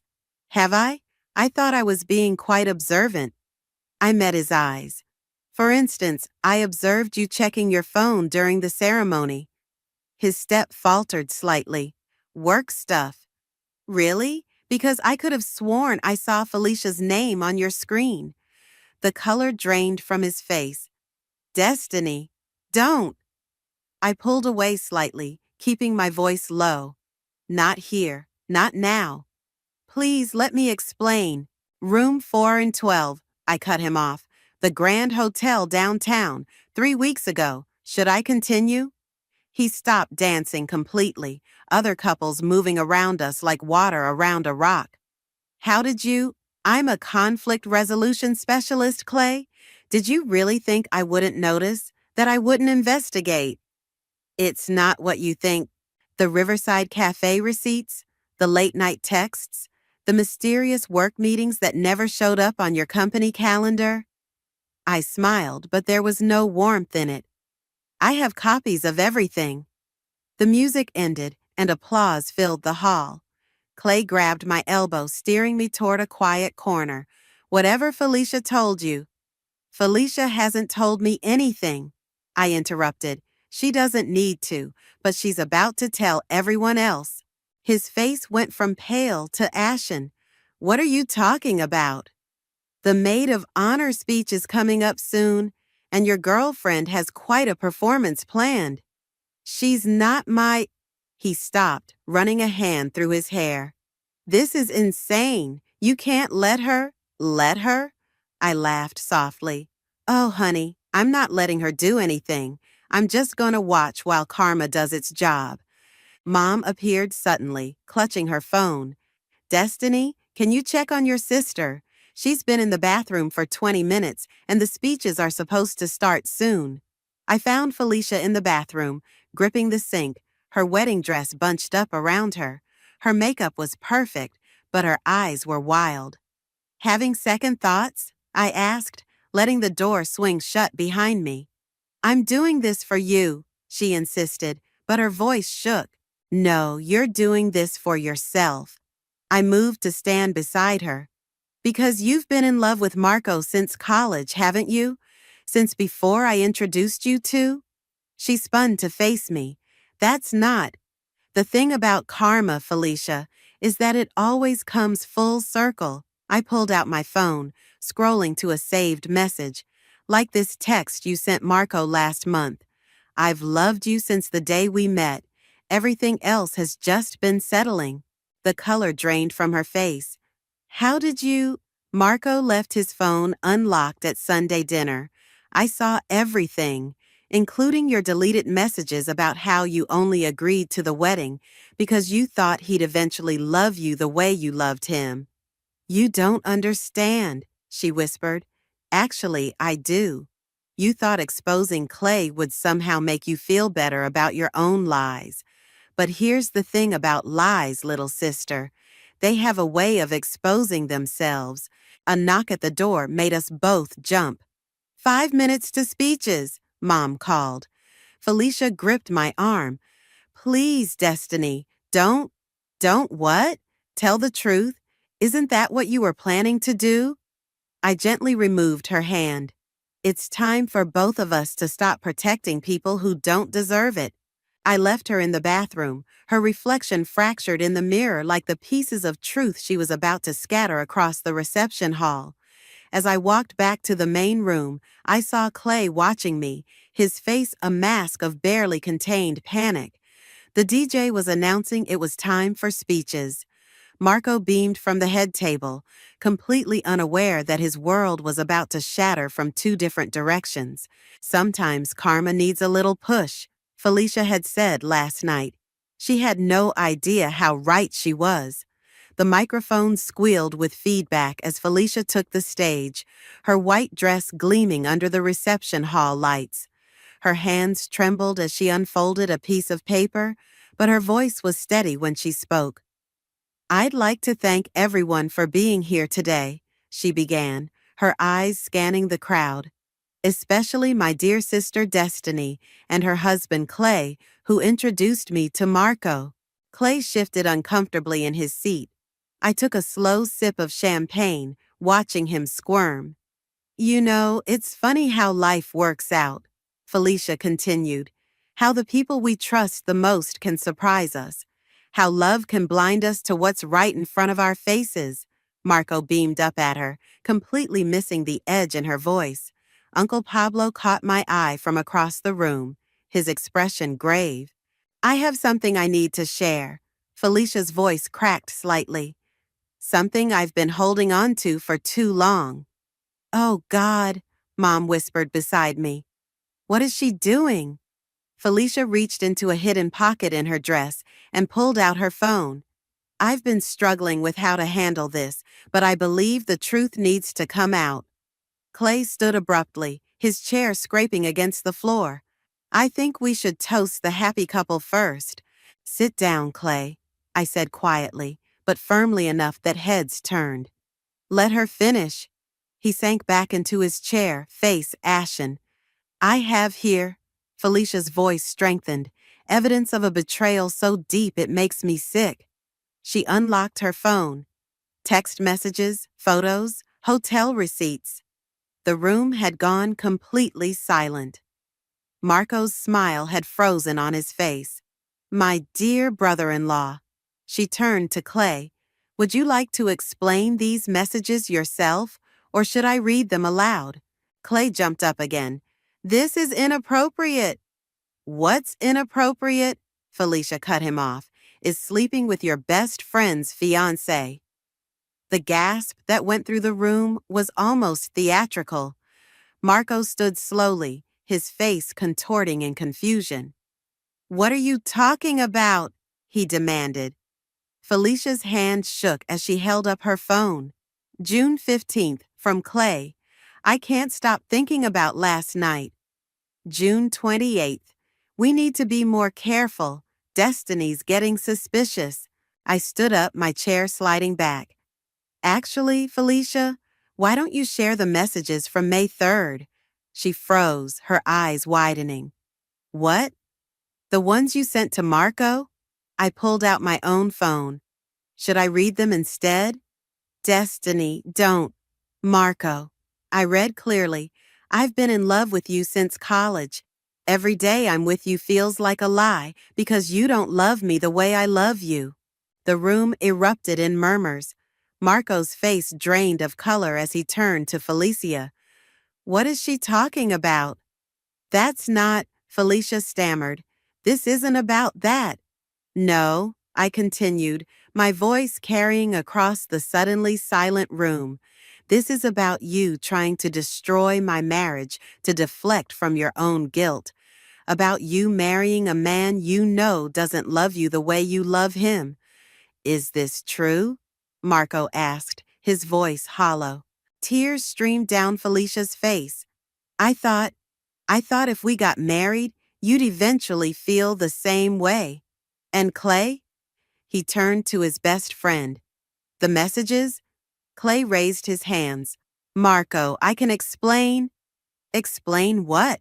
I interrupted. The hotel meetings? The late-night texts? The lies you both told while betraying the people who trusted you most? Mom stood up, swaying slightly. Destiny, please. No, Mom. No more keeping the peace. No more protecting people from their own choices. I turned to address the stunned crowd. My husband and my sister have been having an affair for months, and my sister married a man she's been obsessing over since before I introduced them, hoping he'd eventually love her back. The silence that followed was deafening. Felicia dropped the microphone, the thud echoing through the speakers. Marco stepped away from the head table, shaking his head in disbelief. All this time, he said quietly. Everything was a lie? Not everything, Felicia pleaded. My feelings for you were real. Real? He laughed bitterly. You've been sleeping with my best friend, and you never loved me, she shot back. Not really. I was just convenient, wasn't I? A replacement for... Enough! Uncle Pablo's voice cut through the chaos. He stood up, commanding the room's attention. I think we've all heard enough. Clay tried to reach for my arm. Destiny, please, let me explain. I stepped back, removing my wedding ring. I filed for divorce last week. The papers will be delivered to your office on Monday. The ring clattered as it hit his plate. Felicia stood frozen on the stage, her grand revenge plan lying in shambles around her designer heels. Marco was already walking toward the exit, his best man and new bride both watching him go with identical expressions of loss. Sometimes karma doesn't just need a push, I thought. Sometimes it needs an audience. The aftermath was exactly what you'd expect when a wedding reception turns into a reality show finale. Guests huddled in whispered clusters, while the catering staff awkwardly continued serving dinner that no one would eat. I need some air, I announced to no one in particular, heading for the garden terrace. The cool evening air hit my face as I pushed through the French doors. To my surprise, Marco was already there, loosening his bow tie with shaking hands.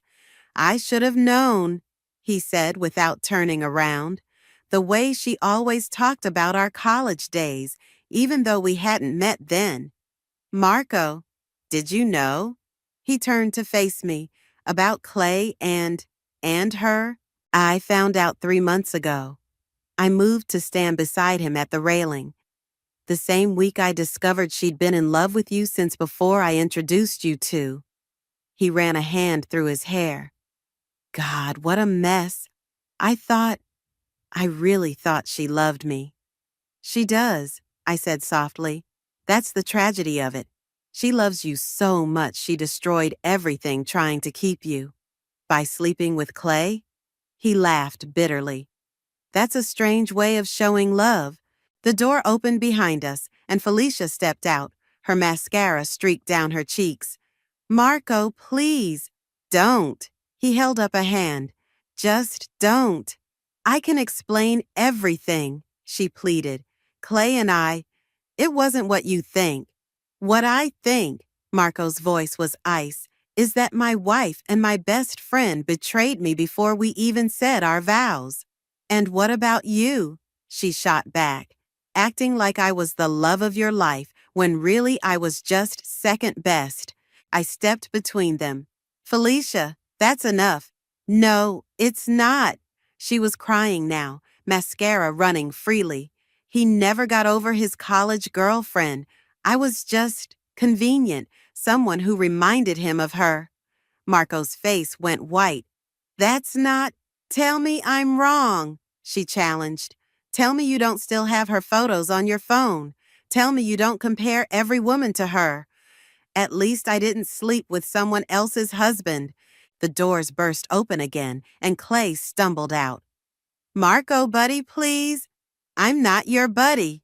Marco's hands clenched into fists. I'm not anything to you anymore. Clay took a step forward. It was a mistake. We were both drunk, and the punch happened so fast I barely saw it. One moment Clay was talking. The next he was sprawled on the terrace, blood trickling from his nose. Marco! I grabbed his arm before he could swing again. Stop! Why should I? He was shaking with rage. They deserve each other. Because violence won't undo what's done. I kept my voice calm, professional mediator mode kicking in. And you're better than this. Felicia moved to help Clay up, but he pushed her away. Don't touch me, he spat. This is all your fault.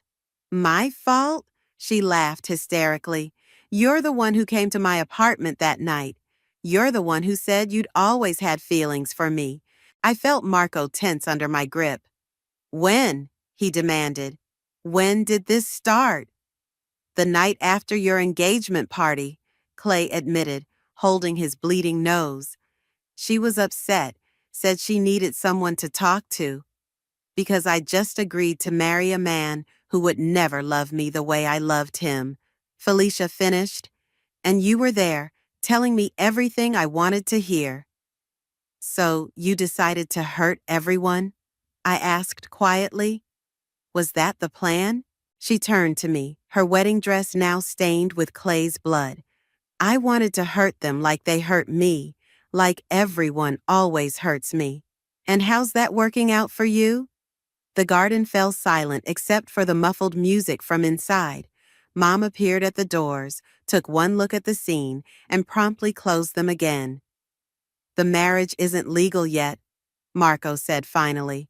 We haven't signed the license. Felicia's face crumpled. Marco, please, don't contact me again, either of you. He straightened his jacket.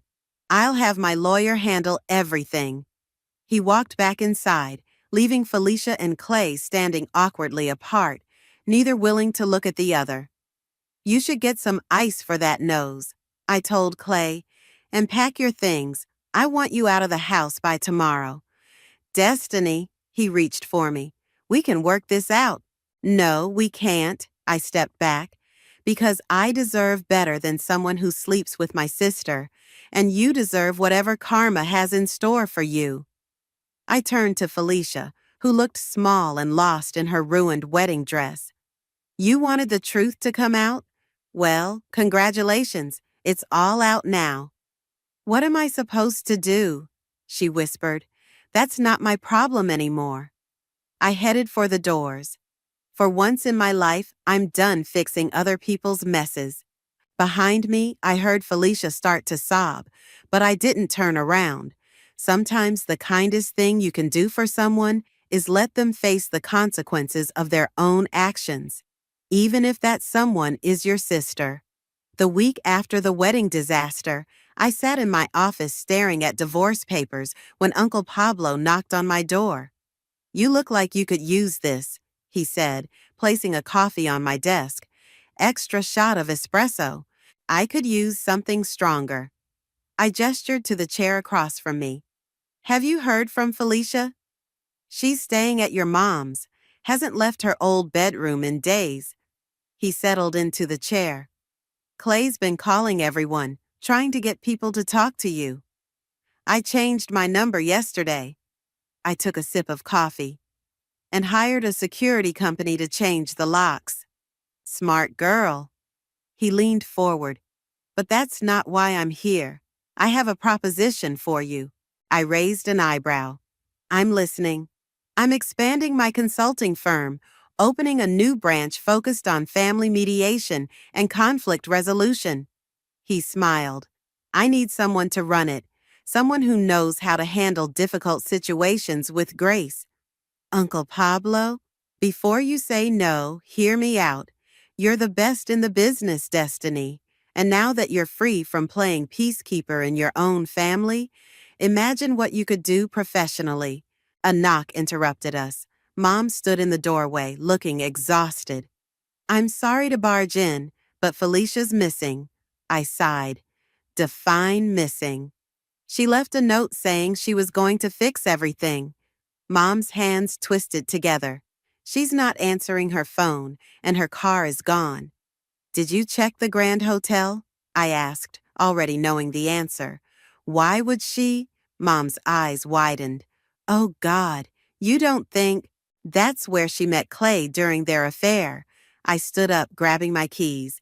And knowing my sister, she's either there to confront him again or do something stupid. I'm coming with you, Uncle Pablo announced. The drive to the hotel was tense. Mom kept trying to call Felicia while Pablo made calls to his contacts at the hotel. I focused on navigating traffic, trying not to think about what my sister might do in her desperate state. We found her car in the hotel parking lot. Room 412, I told the front desk clerk. Has anyone checked in there today? The clerk typed something into her computer. Yes, about an hour ago. Mr. Shelton is... I was already heading for the elevators, Pablo and Mom hurrying behind me. The scene we walked into on the 4th floor stopped us cold. Felicia stood in the hallway, screaming at Clay through his hotel room door. You promised we'd be together, she yelled, pounding on the door. You said once everything was out in the open.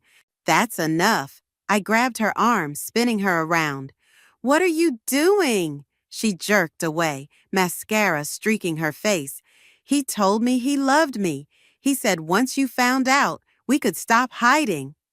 The door opened and Clay appeared, looking disheveled. I never, Destiny? His face paled. What are you doing here? Apparently watching my sister make an even bigger fool of herself. I turned to Felicia.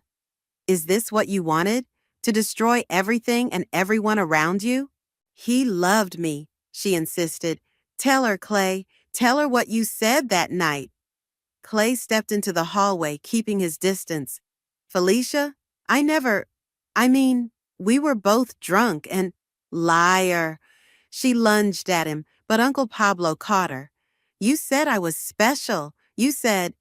I said what you wanted to hear. Clay cut her off. Because you were there, and you were willing, and I was weak. That's all it was. The silence that followed was deafening. Felicia sagged in Pablo's arms, all fight leaving her body. Oh, honey, Mom stepped forward. Let's get you home. I can't. Felicia's voice broke.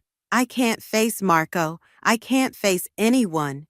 Actually, I said quietly, you can and you will, because that's what adults do when they make mistakes. They face them. Clay moved toward me. Destiny, please. The divorce papers are being delivered to your office tomorrow. I met his eyes steadily. Sign them, Clay. It's the least you can do. What about us? He asked. 8 years of marriage, just gone? It was gone the moment you decided my sister was more important than our vows. I turned to Pablo. About that job offer? I accept. He smiled, still holding Felicia. Good, because I already had the paperwork drawn up. You're leaving? Mom asked, surprised. The branch is in Seattle. I straightened my shoulders. Fresh start, new city. No more family drama. But what about... Felicia started. What about you? I finished. For once, that's not my problem to solve. You made your choices, now live with them. As we walked toward the elevator, leaving Clay standing alone in the hallway, I felt lighter than I had in years. No more playing mediator in my own life. No more fixing other people's messes. Uncle Pablo squeezed my shoulder. You know what they say about karma? I smiled. That it comes full circle? No, he grinned. That sometimes it takes you exactly where you need to go.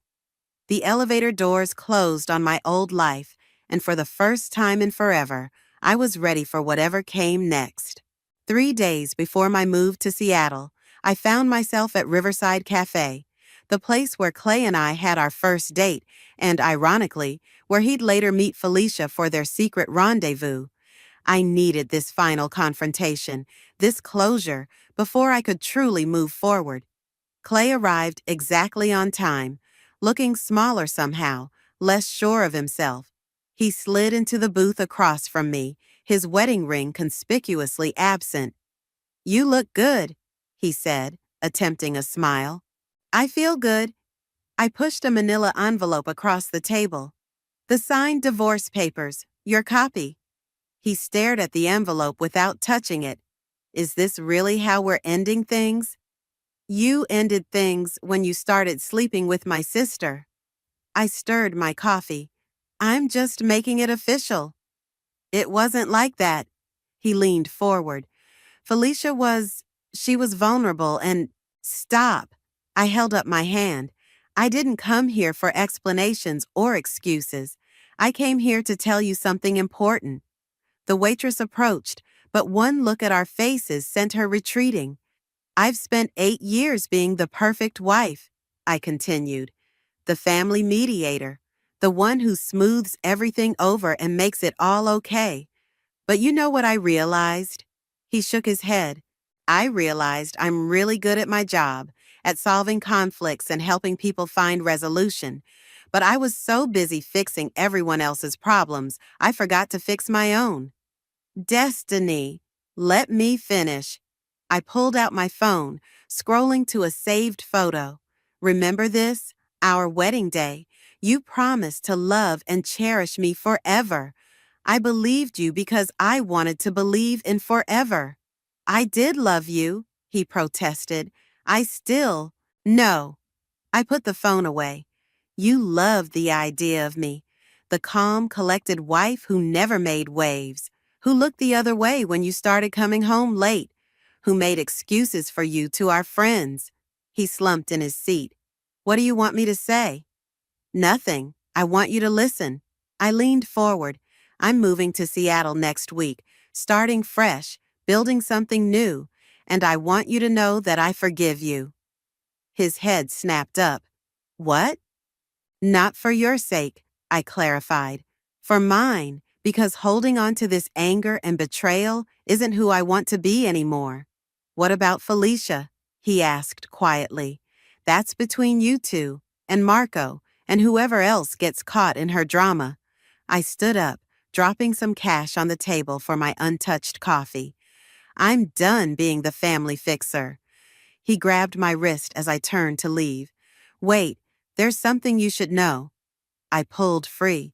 Unless it's about the divorce papers, Felicia's pregnant. The words hit me like a physical blow. I slowly sat back down. Is it mine? I don't know. He ran a hand through his hair. She told me yesterday. Said she hasn't told anyone else yet. I laughed, the sound hollow even to my own ears.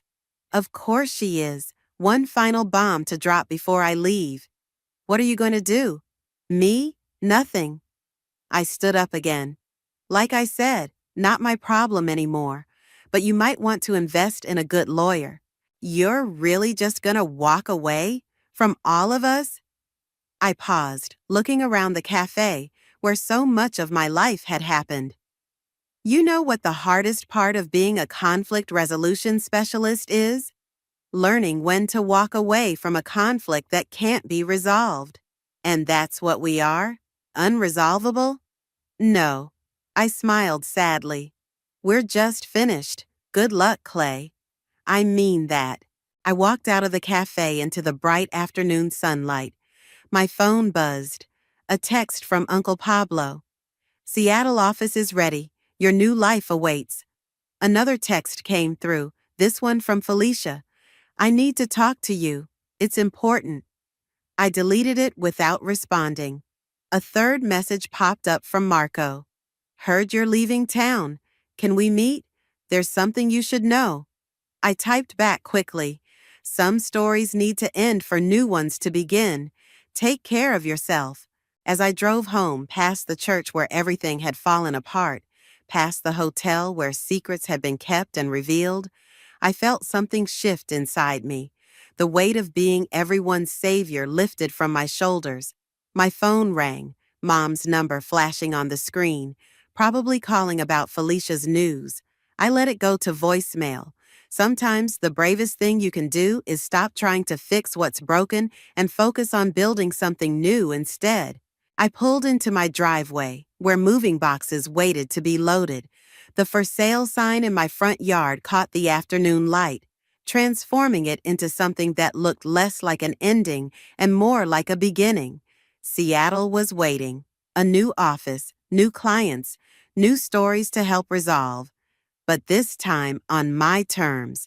And for once, I wasn't looking back to see who I was leaving behind. The Seattle rain drummed against my office windows as I reviewed the day's last case file. A knock at the door made me look up to find Uncle Pablo, his hair damp from the weather. Surprise, he grinned. Thought I'd check on my star employee. You flew across the country to check on me? I raised an eyebrow. Actually, he settled into a chair. I came to deliver some news in person, and to see how you're handling the latest family drama from afar. I closed the file. You mean Felicia's baby? Babies, he corrected. Twins. The DNA test results came back yesterday. And? Not Clay's. He watched my reaction carefully. Marco's. I let out a breath I didn't know I'd been holding. Does he know? Found out this morning. Pablo paused, choosing his words. Processing. My phone buzzed. A text from Mom. Please call your sister. She needs you. I showed Pablo the message. Some things never change. But you have, he noted. The old Destiny would have already been on a plane home. The old Destiny would have tried to fix everything. I turned to the window, watching rain trace patterns on the glass. How's Clay taking the news? Relieved, I imagine. He's leaving town. Took a job in Chicago. A knock interrupted us. My assistant poked her head in. Sorry to interrupt, but there's someone here to see you. Says it's important. Marco stepped into my office, looking both exhausted and determined. I'll give you two some privacy, Pablo said, standing. He squeezed my shoulder as he passed. Remember what I said about karma? After he left, Marco and I stared at each other in silence. You look good, he finally said. Seattle agrees with you. Marco, I'm not here to complicate things, he interrupted. I needed to tell you something face to face. I gestured to the chair Pablo had vacated. About the babies? He sat heavily. You knew? Pablo just told me. I studied his face. What are you gonna do? That's why I'm here. He leaned forward. I'm keeping them, the babies. I'm gonna raise them myself. What about Felicia? He sighed. She's not well. After you left, she spiraled. She's checking into a treatment center tomorrow. Postpartum depression, anxiety, other issues that probably should have been addressed years ago. I absorbed this information, feeling an old, familiar pull to fix things. And you came here because you're the only person who ever told me the truth, even when it hurt. He met my eyes. I need your advice, not as a mediator or a sister-in-law, but as someone who knows what it's like to choose yourself over family obligations. You're afraid, I realized. Afraid you'll mess this up like everything else. He nodded. Two babies, Destiny. Two little lives depending on me to get it right. I stood up and walked to my credenza, pulling out 2 coffee mugs and a hidden bottle of whiskey. Want to know what I've learned since moving here? He accepted the offered drink. Tell me that sometimes the worst things that happen to us lead us exactly where we need to be. I sat on the edge of my desk. That karma isn't about punishment, it's about balance. And what's the balance here? I get 2 babies I never planned for, and Felicia gets, what? Institutionalized? She gets help, I corrected. Finally, and you get a chance to be the father you always wanted to be. He took a long sip. Will you help? Not fix everything, just be there? As an aunt? On one condition. I held up a finger. No more drama, no more secrets, just honest communication and boundaries. Deal. He smiled, the first real smile I'd seen from him since the wedding. You know, you're really good at this whole advice thing. I should be. It's what I do for a living. I raised my glass. To new beginnings? To karma, he countered, and to the sister who was strong enough to walk away and smart enough to show us all how to stand on our own. After Marco left, I stood at my window watching the rain. My phone buzzed again. Another text from Felicia. I'm getting help. Finally. I'm sorry for everything. For the first time in months, I typed back. Good. Take care of yourself. The babies will need their mother healthy. The response came quickly. Will you ever forgive me? I thought about karma, about balance, about the way life has of sorting itself out if we just get out of its way. Already have, I replied. Now focus on forgiving yourself. The Seattle skyline glittered through the rain, and I smiled, thinking about how sometimes you have to leave everything behind to find exactly where you belong, not running away, but running towards something better, not fixing others, but fixing yourself, not ending a story, but starting a new chapter. And this time, I was writing it on my own terms. The notification pinged, bright and demanding on my phone screen. Mia. Maddie, SOS! The florist for the pre-wedding brunch needs a deposit like yesterday. It's only $800. Can you handle it? You're a lifesaver. XOXO. I stared at the message, the XOLO feeling less like affection and more like the signature on a particularly cheeky invoice. Another Saturday. Another dip into the Madeline Fund. My name is Madeline, and for as long as I can remember, I've been the responsible one, the one who quietly picked up the pieces, and let's be honest, the one who paid for pretty much everything. I'd worked my tail off since I graduated, built a career I was proud of, a life that should have been my own. Instead, it felt like I was the primary shareholder in Sullivan Family Inc., except I owned no shares and held all the liability. It started small, I guess. Back in high school, Mia needed the designer prom dress. Mum would sigh, "Oh, Madeline, you know how she is." It would just break her heart to go in something less. So my part-time job savings went to Mia's Cinderella moment. I wore a dress my cousin Layla lent me. No one noticed. Then came college. I got scholarships, worked 2 jobs, and ate ramen noodles more times than I care to admit. Mia, on the other hand, needed the out-of-state university experience, the one with the sorority house that looked like a mansion and a meal plan that apparently didn't cover her daily artisanal coffee habit or weekend shopping sprees. "She's just trying to fit in, darling," Mum would coo over the phone. "Could you spot her a little something? We're a bit tight this month." A little something usually had 3 zeros at the end, my little somethings for myself. They got shelved, indefinitely. That down payment I was saving for my own small condo, it magically transformed into the down payment for Mia's essential graduation car, a gleaming white SUV she promptly nicknamed Snowball. I was still taking the bus.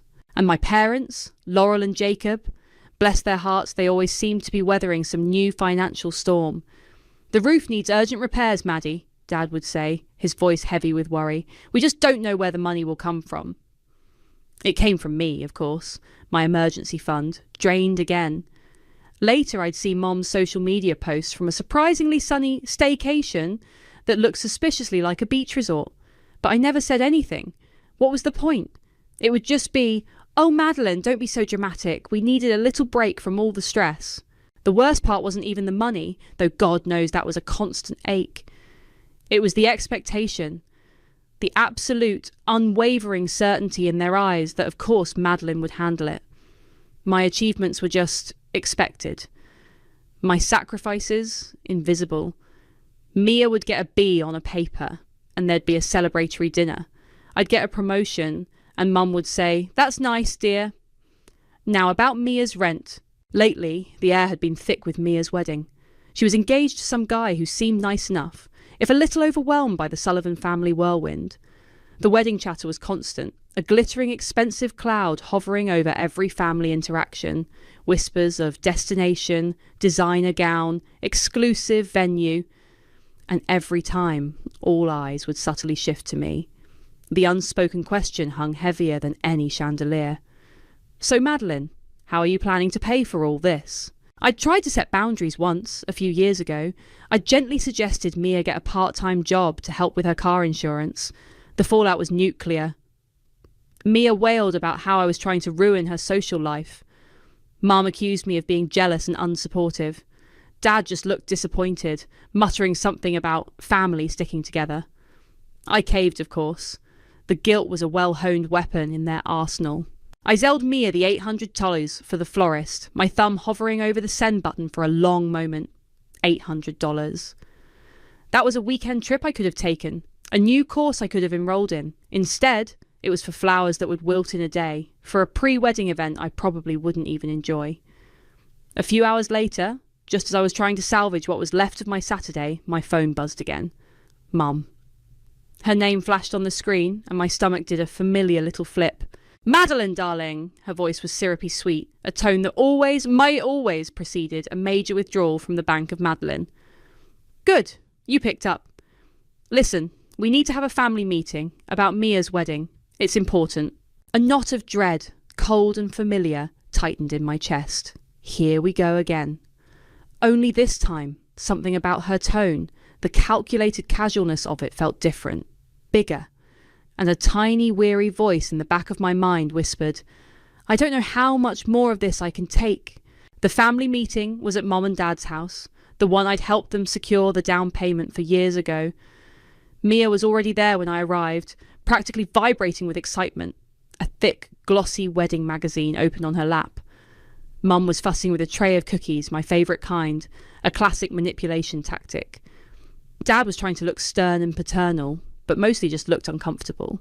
"Madeline, good, you're here," Mom said a little too brightly. "Come sit, we have such exciting news."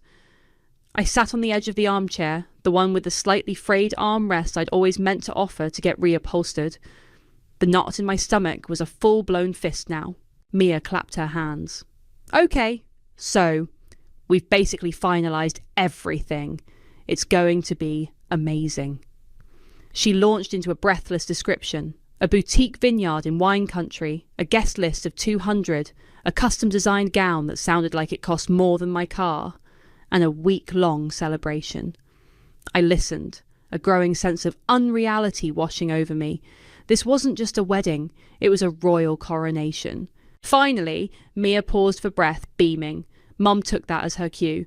"And the best part, darling," she said, turning to me, her smile wide and expectant, "is that we've managed to get the preliminary budget down to just $100,000. Isn't that wonderful?"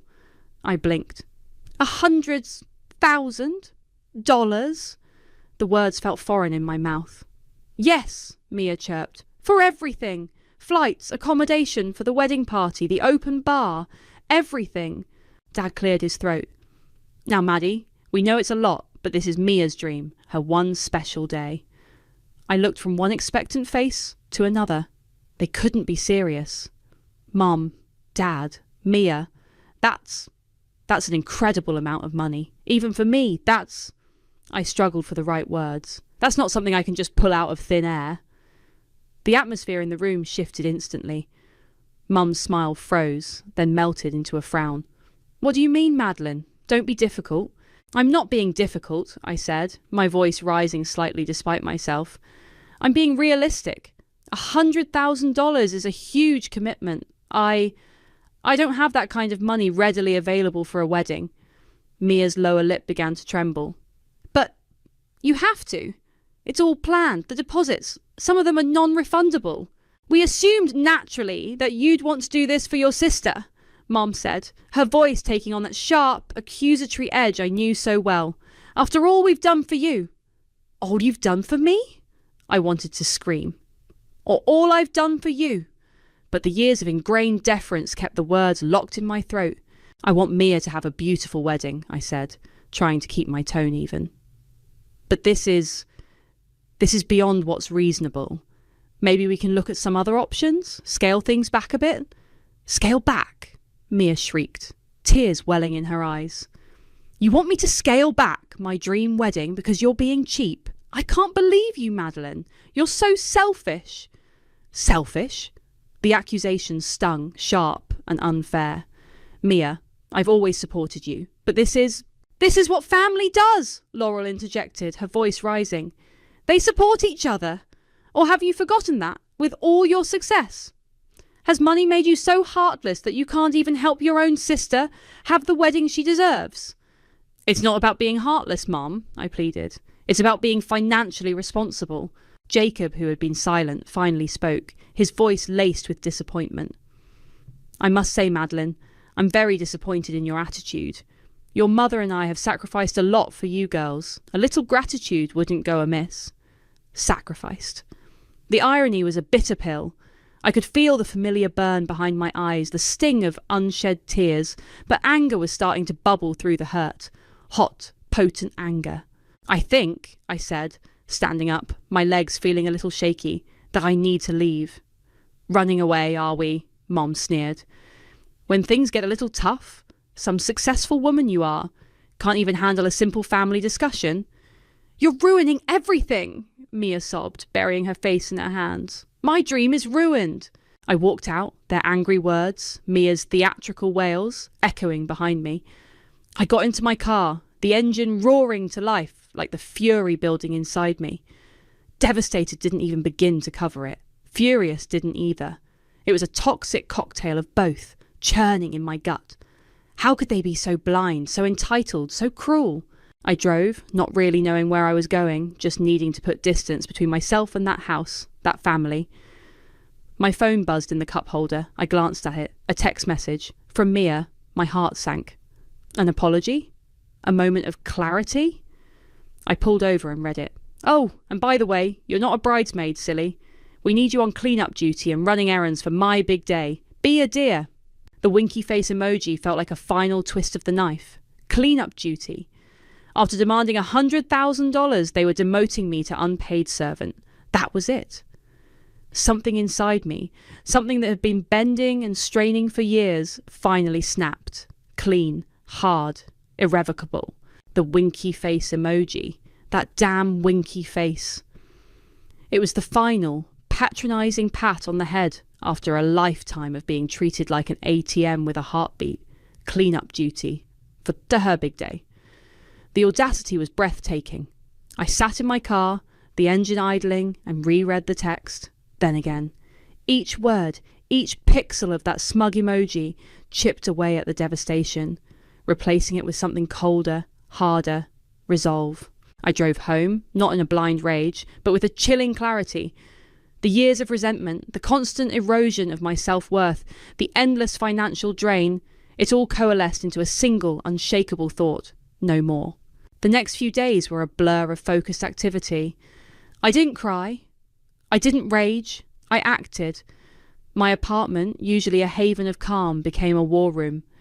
I pulled out old banker's boxes from the back of my closet, boxes I hadn't looked at in years. Inside, a meticulously kept, if painful, history of my family's reliance on me. Bank statements going back over a decade, highlighted withdrawals with notes like Mia, tuition instalment, Mom and Dad, emergency loan, again. Printed emails with subject lines like urgent help needed, or just a little something for Mia's birthday trip. Receipts for designer handbags I'd bought Mia for Christmases and birthdays because Mum insisted it's what all her friends are getting. Copies of loan agreements I'd co-signed for Mia's first apartment, her second car, After Snowball was totaled in an accident she claimed wasn't her fault, the down payment for their house, a wire transfer confirmation that still made my stomach clench. Each piece of paper was a fresh stab, a reminder of a sacrifice made, a boundary crossed, a need of my own deferred. The emergency roof repair for Mum and Dad that coincided with their anniversary cruise. The investment opportunity Dad roped me into that mysteriously vanished along with my money. Mia's endless stream of, "Can you just cover this month's rent, car payment, on credit card bill?" It was all there, a monument to my own enabling, yes, but also to their relentless, shameless exploitation. The more I unearthed, the colder my anger became, solidifying into something sharp and purposeful. I compiled it all, spreadsheets itemizing dates, amounts and purposes, a digital folder bulging with scanned documents. It was a horrifying testament to how much I had given and how little I had ever received in return, not even basic respect. Then I started researching lawyers, not just any lawyer. I needed someone formidable, someone who wouldn't be swayed by sob stories or family drama, someone who understood contracts and, if necessary, how to break them. I found Sloane McCoy. Her website described her as specialising in complex financial disputes and contracts law. Her photo exuded a no-nonsense competence. I booked a consultation. Walking into her sleek, minimalist office felt like stepping into a different world, a world where logic and legal standing mattered more than emotional blackmail. Sloane was in her 40s, sharp-eyed, with an air of calm authority. She listened patiently as I laid it all out. The decades of financial support, the current demand for a $100,000 wedding, Mia's text message demoting me to clean-up duty. I presented my meticulously organised evidence, the spreadsheets, the copies of transfers, the emails. I didn't get emotional. I stated facts. When I finished, Sloane leaned back in her chair, a thoughtful expression on her face. "Miss Sullivan," she began, her voice even, "this is quite a history." "I know," I said, my voice flat. "I enabled it for too long. But this wedding demand and that text, that was the line." "Understandable," Sloane nodded. She picked up a summary sheet I'd prepared, her eyes scanning the figures. "You've been incredibly thorough.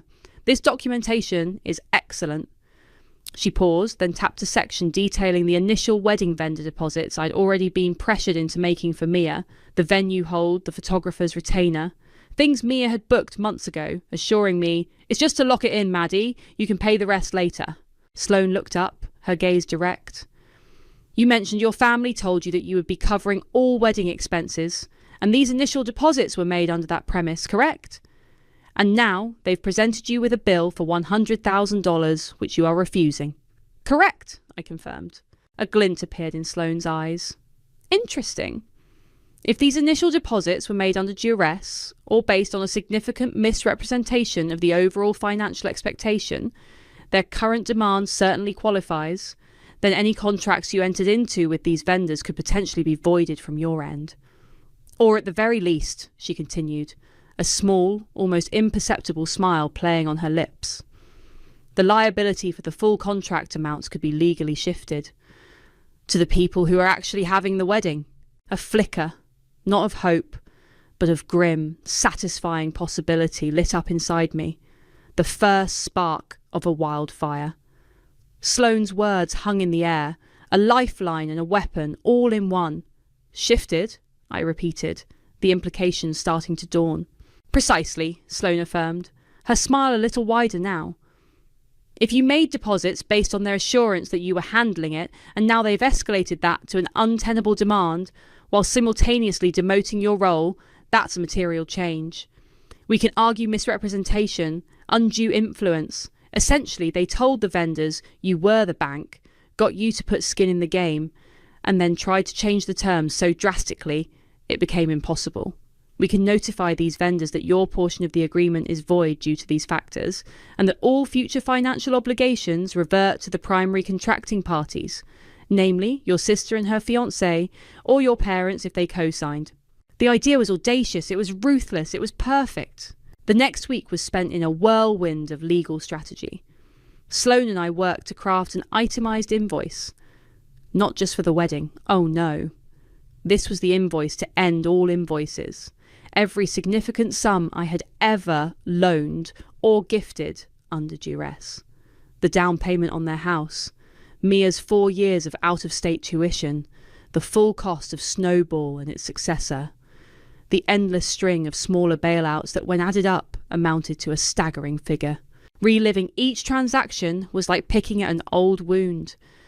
I remembered the anxiety of transferring that house deposit, knowing it would deplete my savings to almost zero. I recalled the arguments, the guilt trips, the hollow promises of repayment that never materialised. It was emotionally draining, each line item a fresh wave of bitterness. But with each entry, my resolve hardened. This wasn't just about stopping the wedding extortion. It was about reclaiming years of my life, my resources, my self-respect. During this period, my family, blissfully unaware of the storm brewing, continued their wedding preparations with gusto. Mum would call, her voice dripping with false cheer. "Maddie, darling, Mia was wondering if you'd mind picking up the wedding favours. They're at that little boutique downtown, you know the one. Terribly expensive, but so worth it." I'd make a non-committal noise and change the subject. Mia sent texts with links to bridesmaid dresses for her other bridesmaids, of course, asking my opinion on colours. "Do you think blush or champagne for the girls, Maddie? And don't forget, you need to be there early on the day to help set up the reception hall before you get changed into your, well, whatever you're wearing for clean-up." I'd reply with a thumbs-up emoji, the irony not lost on me. Sloane, meanwhile, had her team do some discreet digging. "It appears," she informed me during one of our meetings, her tone dry, "that your parents have already informed several key vendors, the vineyard, the caterer, even the string quartet, that their successful daughter Madeline is delighted to be covering all expenses as a wedding gift. They've been leveraging your name and perceived wealth quite effectively." That just added fuel to the fire. They weren't just expecting me to pay, they were actively using my reputation to secure services they had no intention of paying for themselves. Then came the twist. I was sifting through a box of very old bank statements, looking for the exact date of the emergency roof repair funds I'd given Mum and Dad. I remembered that period vividly. I'd been saving for a professional development course, something that could have really boosted my career. But Dad had sounded so desperate on the phone, talking about leaks and potential structural damage. I'd wired them nearly $10,000, telling myself the course could wait. I ate instant noodles for a month to make up the shortfall in my own budget. And there it was. The transfer. $9,500. A week later, on Mom's social media archives, I'd had to go deep back to her old, rarely used accounts. I found it. A photo album titled Anniversary Getaway. Pictures of Mom, Dad, and Mia beaming on the deck of a cruise ship. Palm trees in the background, cocktails in hand. The date stamp on the photos was exactly 10 days after I'd sent the roof money. I stared at the screen, the cheerful vacation photos, a sickening contrast to my memory of cheap noodles and deferred dreams. There was no mention of a new roof, no pictures of diligent repairmen, just sun-drenched smiles bought with my sacrifice. Any lingering trace of doubt, any tiny misplaced flicker of familial obligation I might have still harboured, vaporised. It was replaced by a cold, clear certainty. They didn't deserve my help. They didn't deserve my consideration. They deserved consequences. A few days later, a thick, cream-coloured envelope arrived in my mailbox. Embossed, elegant, with Mia's and her fiancé's names intertwined in flowing script. The official wedding invitation. It was beautiful. A picture of blissful, ignorant joy. I held it in my hand, a small, cold smile playing on my lips. My RSVP, I thought, was almost ready, and it was going to be a showstopper. The official wedding invitation sat on my kitchen counter for a day, a pristine symbol of their oblivious entitlement. Every time I walked past it, that cold smile would return, my RSVP.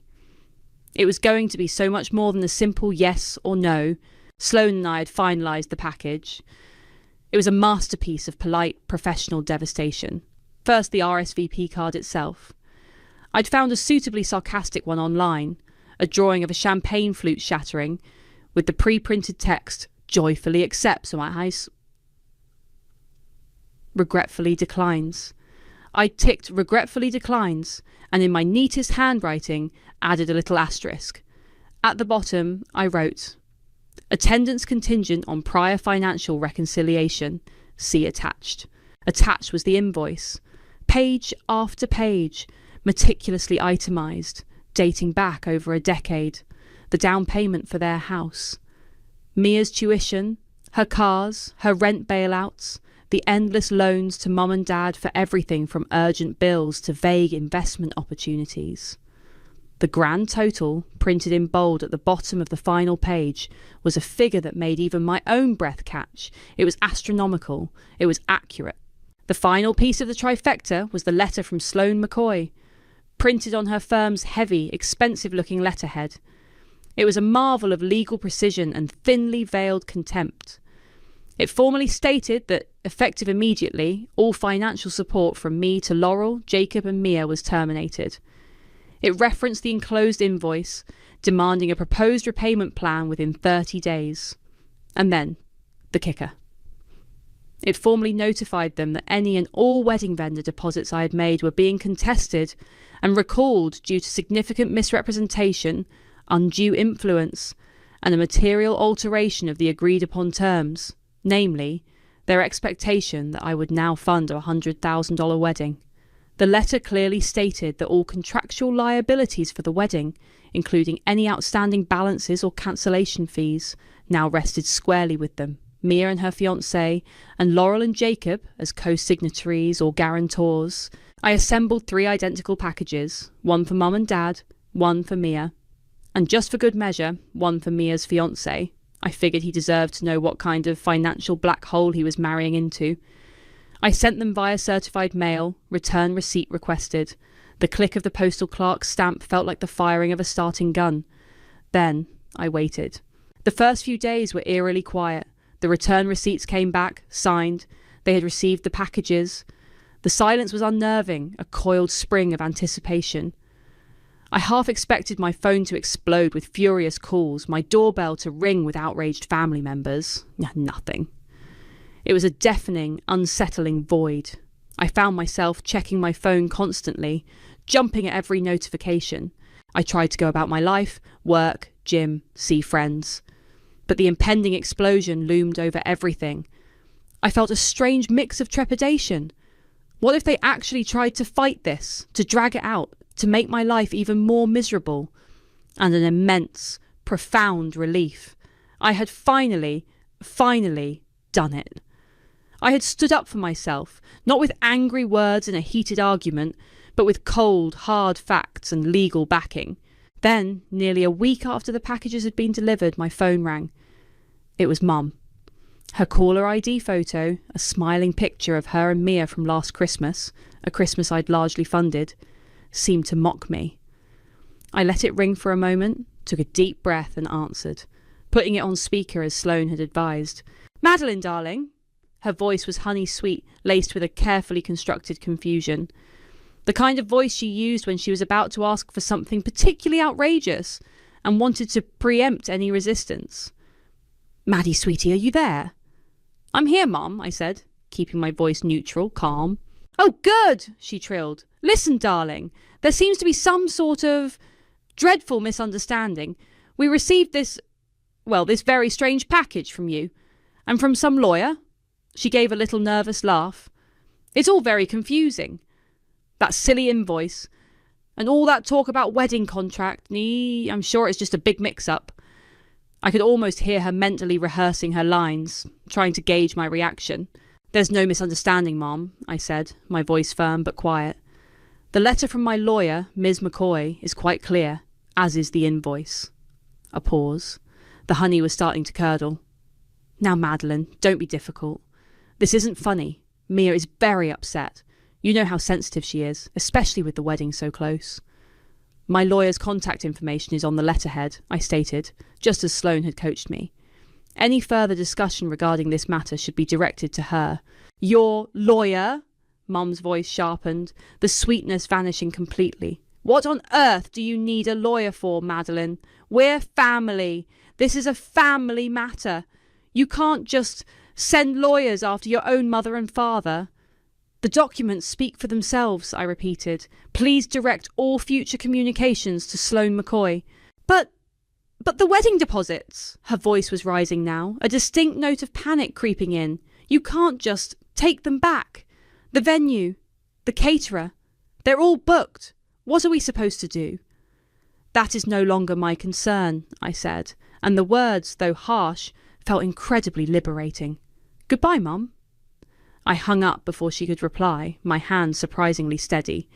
The first shot had been fired. The silence was broken.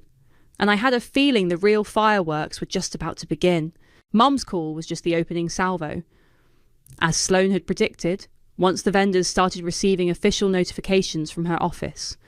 Polite but firm letters stating that my financial backing was withdrawn due to misrepresentation, and that all outstanding and future contractual obligations now fell to Mia, her fiancé, and Laurel and Jacob. The real chaos erupted. My phone started ringing off the hook, but not from my family. It was Sloane giving me updates. "The Vineyard called," she said one morning, a hint of amusement in her professional tone.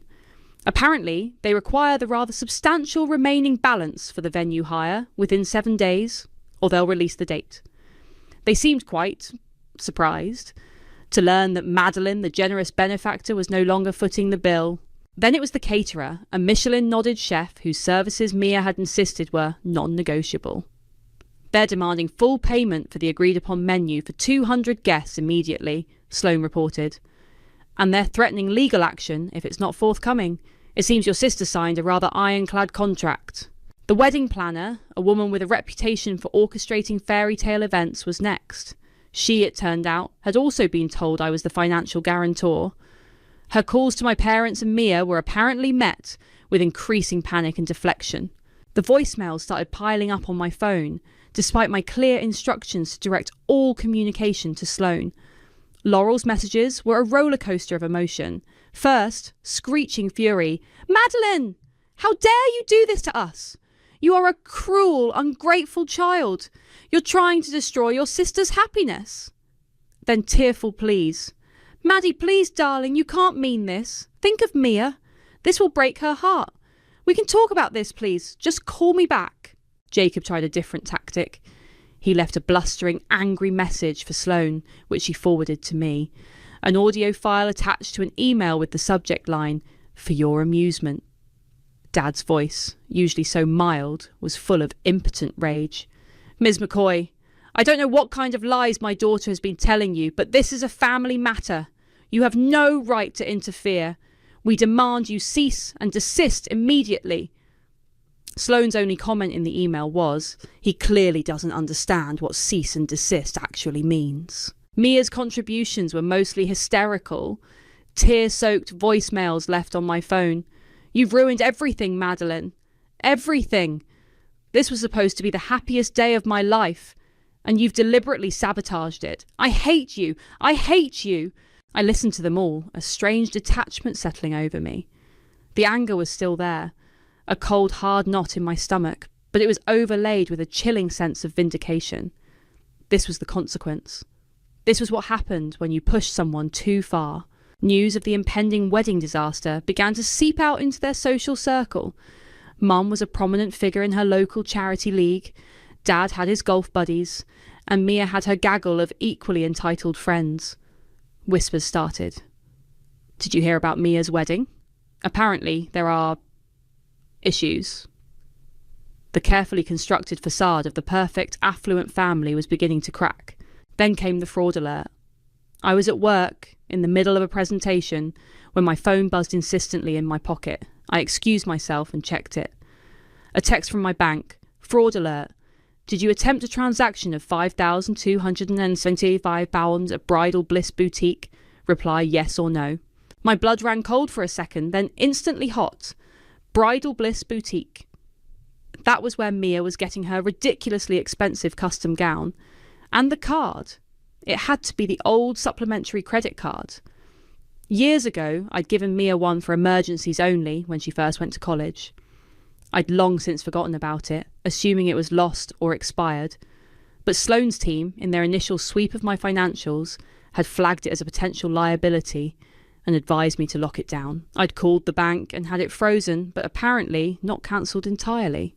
Mia, in a move of breathtaking stupidity and desperation, had tried to use it. I immediately replied no to the bank text. The transaction was declined. A grim, almost vicious satisfaction spread through me. She was that desperate, that foolish. I forwarded the bank alert to Sloane.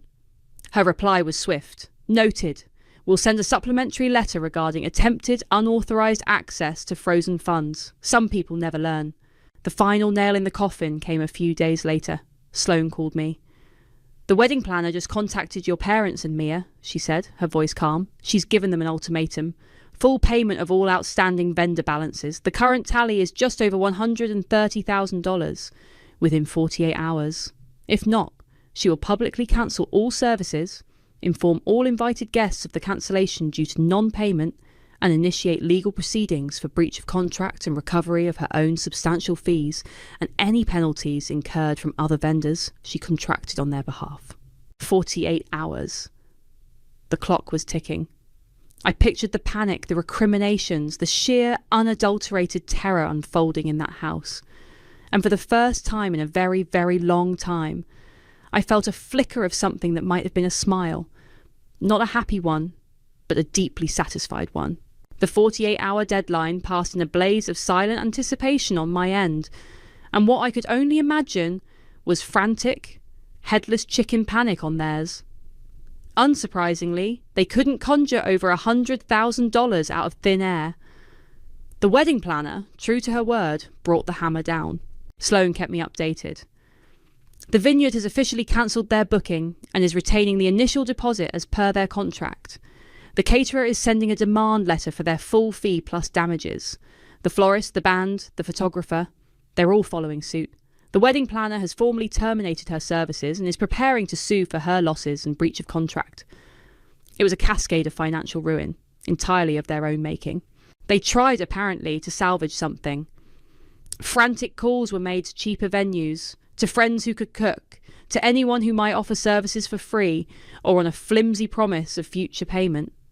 But word travels fast in those circles. The story of the spectacularly imploded high society wedding, the one bankrolled by the generous older sister who had suddenly pulled the plug, was becoming the juiciest gossip of the season. No one wanted to touch them. Vendors were demanding cash up front, and cash was the one thing they no longer had access to, at least not from me. The grand implosion was swift and brutal. The dream wedding didn't just shrink, it vaporized, humiliatingly, publicly. Then on a rainy Tuesday evening, my apartment buzzer shrieked. I wasn't expecting anyone. I checked the intercom camera. My heart leaped, then settled into a cold, hard beat. Laurel, Jacob, Mia. Their faces were grim, rain-streaked and furious. I buzzed them up. Part of me knew this confrontation was inevitable. Part of me, perversely, welcomed it. Let them say their piece. I was ready. They practically stormed in when I opened the door, Mia pushing past me first, her face blotchy and swollen from crying. Laurel's expression was venomous, Jacob's a mixture of anger and pathetic bewilderment. "How could you?" Laurel hissed, her voice trembling with rage. "How could you do this to your own family? To your sister? You've ruined my life!" Mia shrieked, her voice cracking. This was supposed to be my one perfect day. My one day. And you destroyed it. Deliberately! Jacob just stood there, shaking his head. "Madeline, Madeline. After everything we've done for you." I leaned against the doorframe, my arms crossed. I didn't raise my voice. I didn't need to.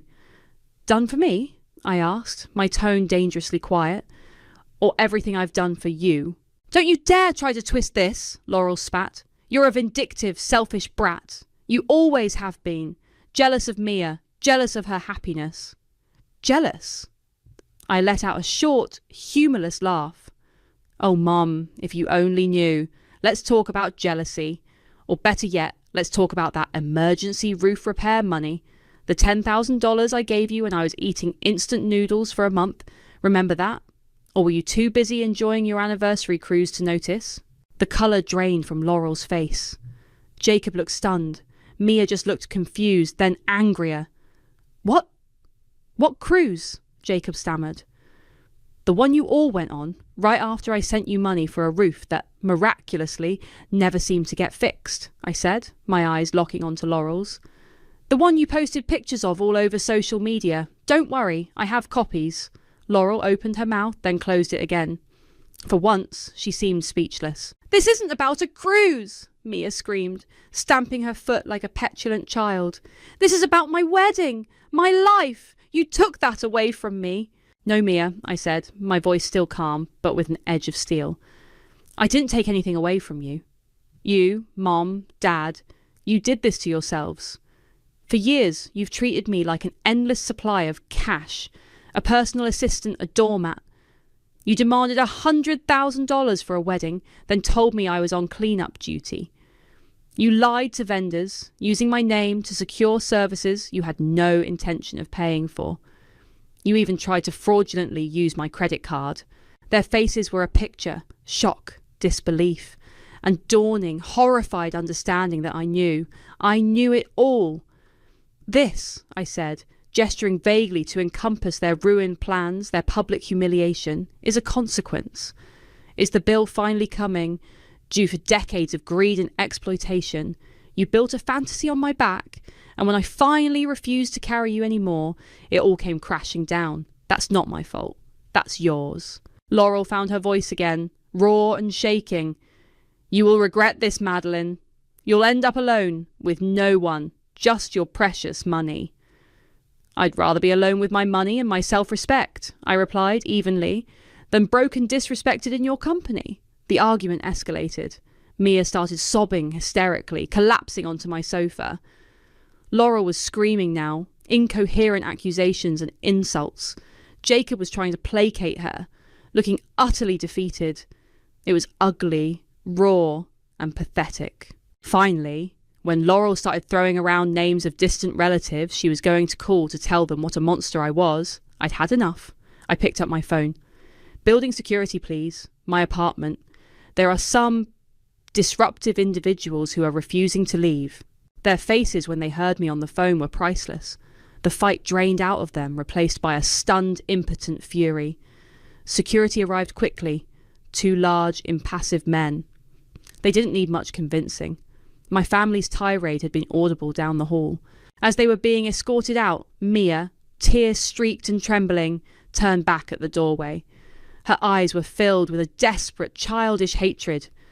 I hope you're happy alone with your money, she shrieked, her voice echoing in the hallway. You'll die miserable and unloved. I just looked at her, a strange mixture of pity and absolute finality washing over me.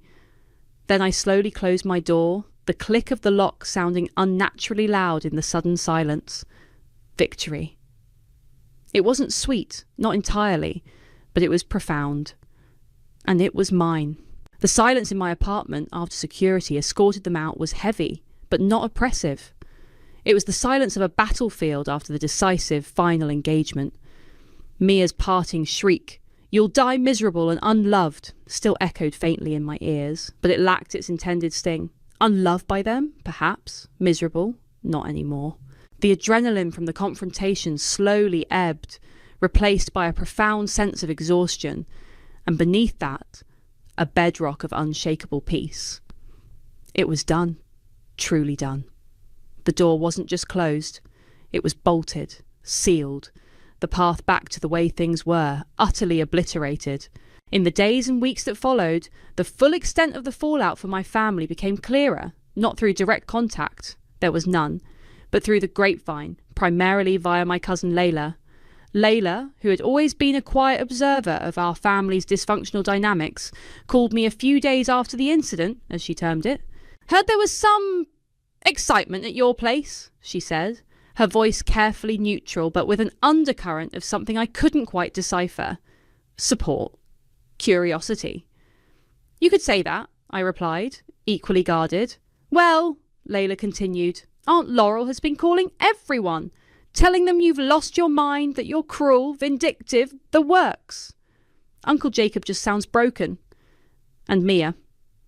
Mia's apparently taken to her bed and declared her life over, I listened, a strange detachment settling over me.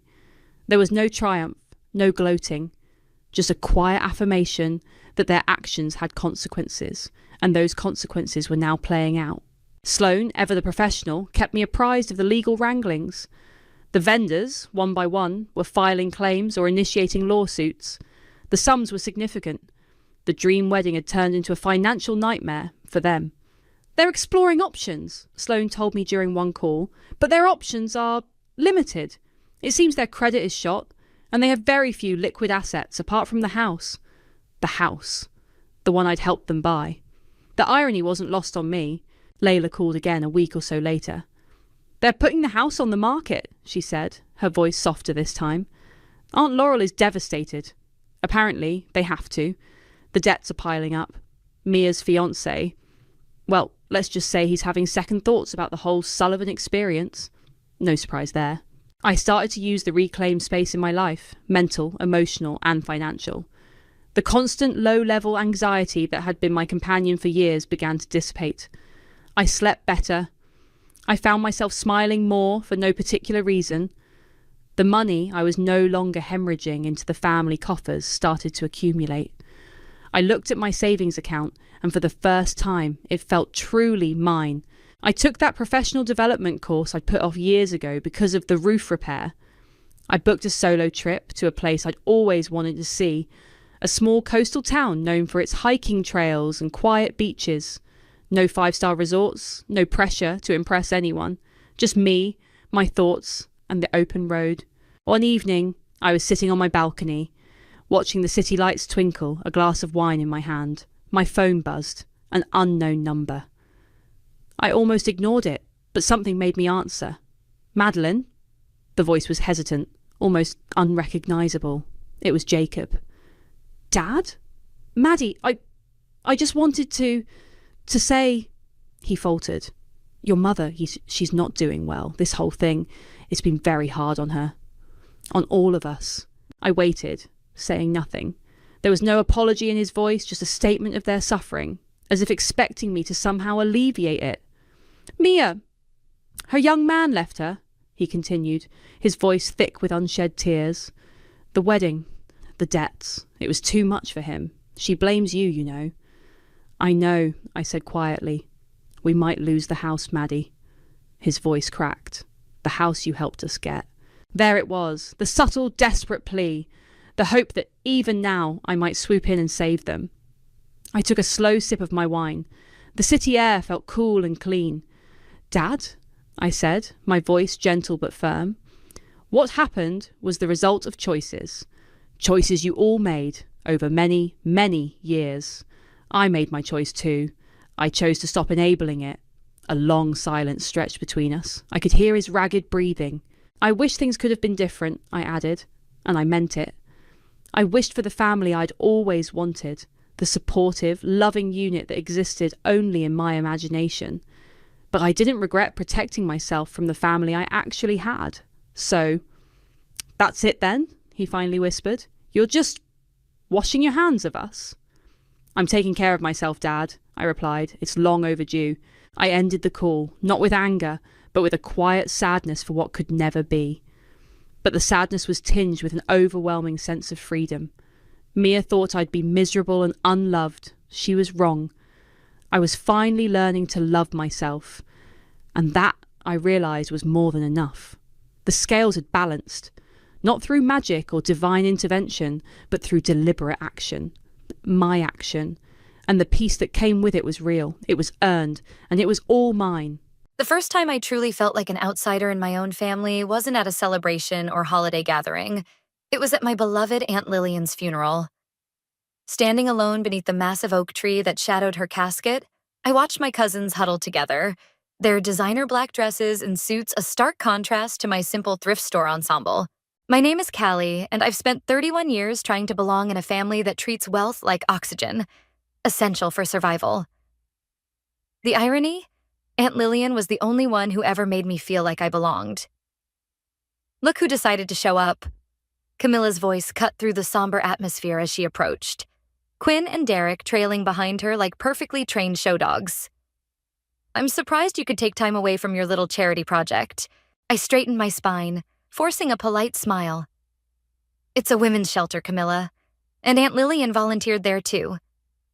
Please, Derek scoffed, adjusting his Italian silk tie. Aunt Lillian would never step foot in such a place. She had standards. The memory of Aunt Lillian quietly sorting donations and counseling abuse survivors flashed through my mind, but I kept it to myself. She'd always asked me to keep her volunteer work private, away from her judgmental children.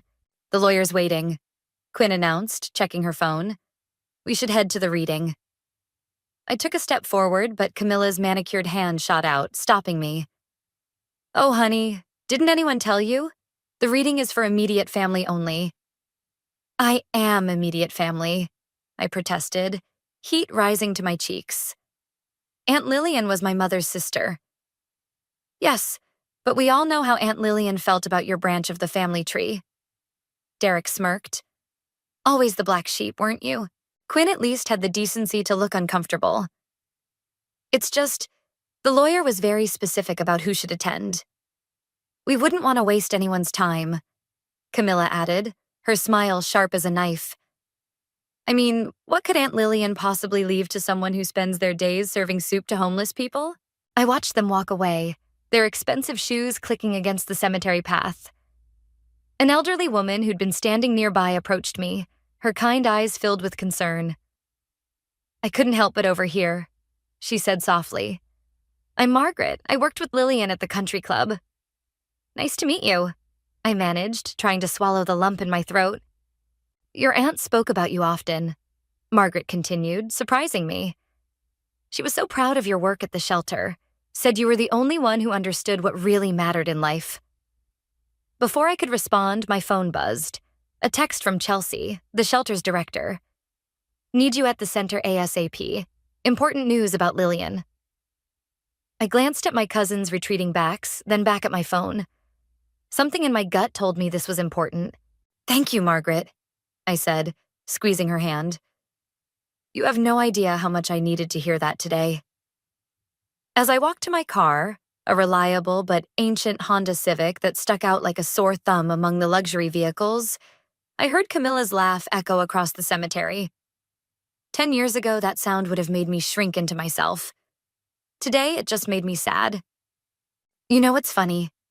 I heard Derek say to his sisters, she actually thought she'd be included in the will reading. As if Aunt Lillian would leave anything to someone who couldn't even afford a proper funeral outfit. I slid into my car, hands gripping the steering wheel until my knuckles turned white.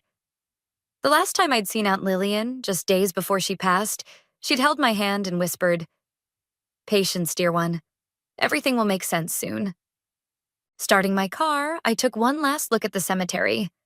My cousins had disappeared into their chauffeured car, probably heading to the lawyer's office to divide up what they saw as their rightful inheritance. They had no idea that Aunt Lillian had visited the shelter every Tuesday for the past 5 years, working quietly alongside me to help women rebuild their lives. They had no idea about a lot of things. My phone buzzed again. Another message from Chelsea. Found something Lillian left for you. You're going to want to see this. I put the car in drive, leaving behind the cemetery and my cousin's cruel laughter. Aunt Lillian always said timing was everything, and something told me she had one last lesson to teach about patience, karma, and the true meaning of family legacy. As I merged onto the highway, heading toward the shelter, I couldn't help but smile. Maybe being an outsider wasn't such a bad thing after all. Sometimes it gives you the perfect vantage point to see what others miss. The women's shelter stood in stark contrast to the mansions my cousins called home. A modest 3-story building with fading paint and a small garden out front. But unlike those cold marble halls, this place radiated warmth. As I walked through the front door, the familiar scent of coffee and fresh-baked cookies wrapped around me like a hug. There you are. Chelsea rushed forward, her gray curls bouncing. How was the funeral? About as pleasant as you'd expect, I said, hanging up my coat. My cousins made sure to remind me of my place in the family hierarchy. Before Chelsea could respond, Maria, one of our regular volunteers, poked her head out of the kitchen. Is it true about Miss Lillian? She really passed away? I nodded, and Maria's eyes welled up with tears. but she was just here last week, helping me organize the donation closet. Chelsea shot me a knowing look. Most of the women here had no idea she was from Money. She'd show up in her gardening clothes, insisting on being called just Lillian. That's because the real Lillian wasn't the society woman my cousins thought they knew, I said, following Chelsea to her office. Remember how she used to bring those incredible homemade cookies? And tell everyone they were store-bought because she didn't want to seem like she was showing off. Chelsea laughed, then grew serious. Which makes what I'm about to show you even more important. She unlocked her desk drawer and pulled out a sealed envelope. She dropped this off last month, made me promise not to give it to you until after she was gone. My hands trembled as I took the envelope. Aunt Lillian's elegant handwriting spelled out my name on the front. She came to see me that day. Chelsea said softly. Told me she'd been diagnosed with terminal cancer 6 months earlier. Said she had some loose ends to tie up. I sank into the chair across from Chelsea's desk, the envelope heavy in my hands. She never told any of us she was sick. Open it, Chelsea urged. She was very specific about the timing. Just then, a commotion erupted in the hallway. 2 women were arguing, their voices rising. Chelsea sighed. I should handle this. Take your time with the letter. Alone in the office, I traced my finger over Aunt Lillian's handwriting, remembering the first time she'd caught me volunteering here 5 years ago. I thought I recognized that laugh, she'd said, standing in the doorway in old jeans and a faded sweater. Don't look so scared, dear. I'm not here to tell tales to the family. That day, she'd rolled up her sleeves and helped me sort donations for 3 hours. It became our secret Tuesday ritual. The black sheep and the family matriarch, working side by side to help women rebuild their lives. Taking a deep breath, I broke the seal and unfolded the letter. My dearest Callie, if you're reading this, I've already passed. Don't waste time mourning. We both know I lived exactly as I chose to. What matters now is ensuring my legacy continues in the right hands. By now, my children and your cousins will be gathering for the reading of my official will. Let them. What they don't know is that 3 months ago, I made some significant changes to my estate planning. The shelter's building deed is enclosed with this letter. I purchased it last year when the previous owners threatened to sell. It's yours now, along with an endowment to ensure its continued operation. There's more, but that will become clear soon enough.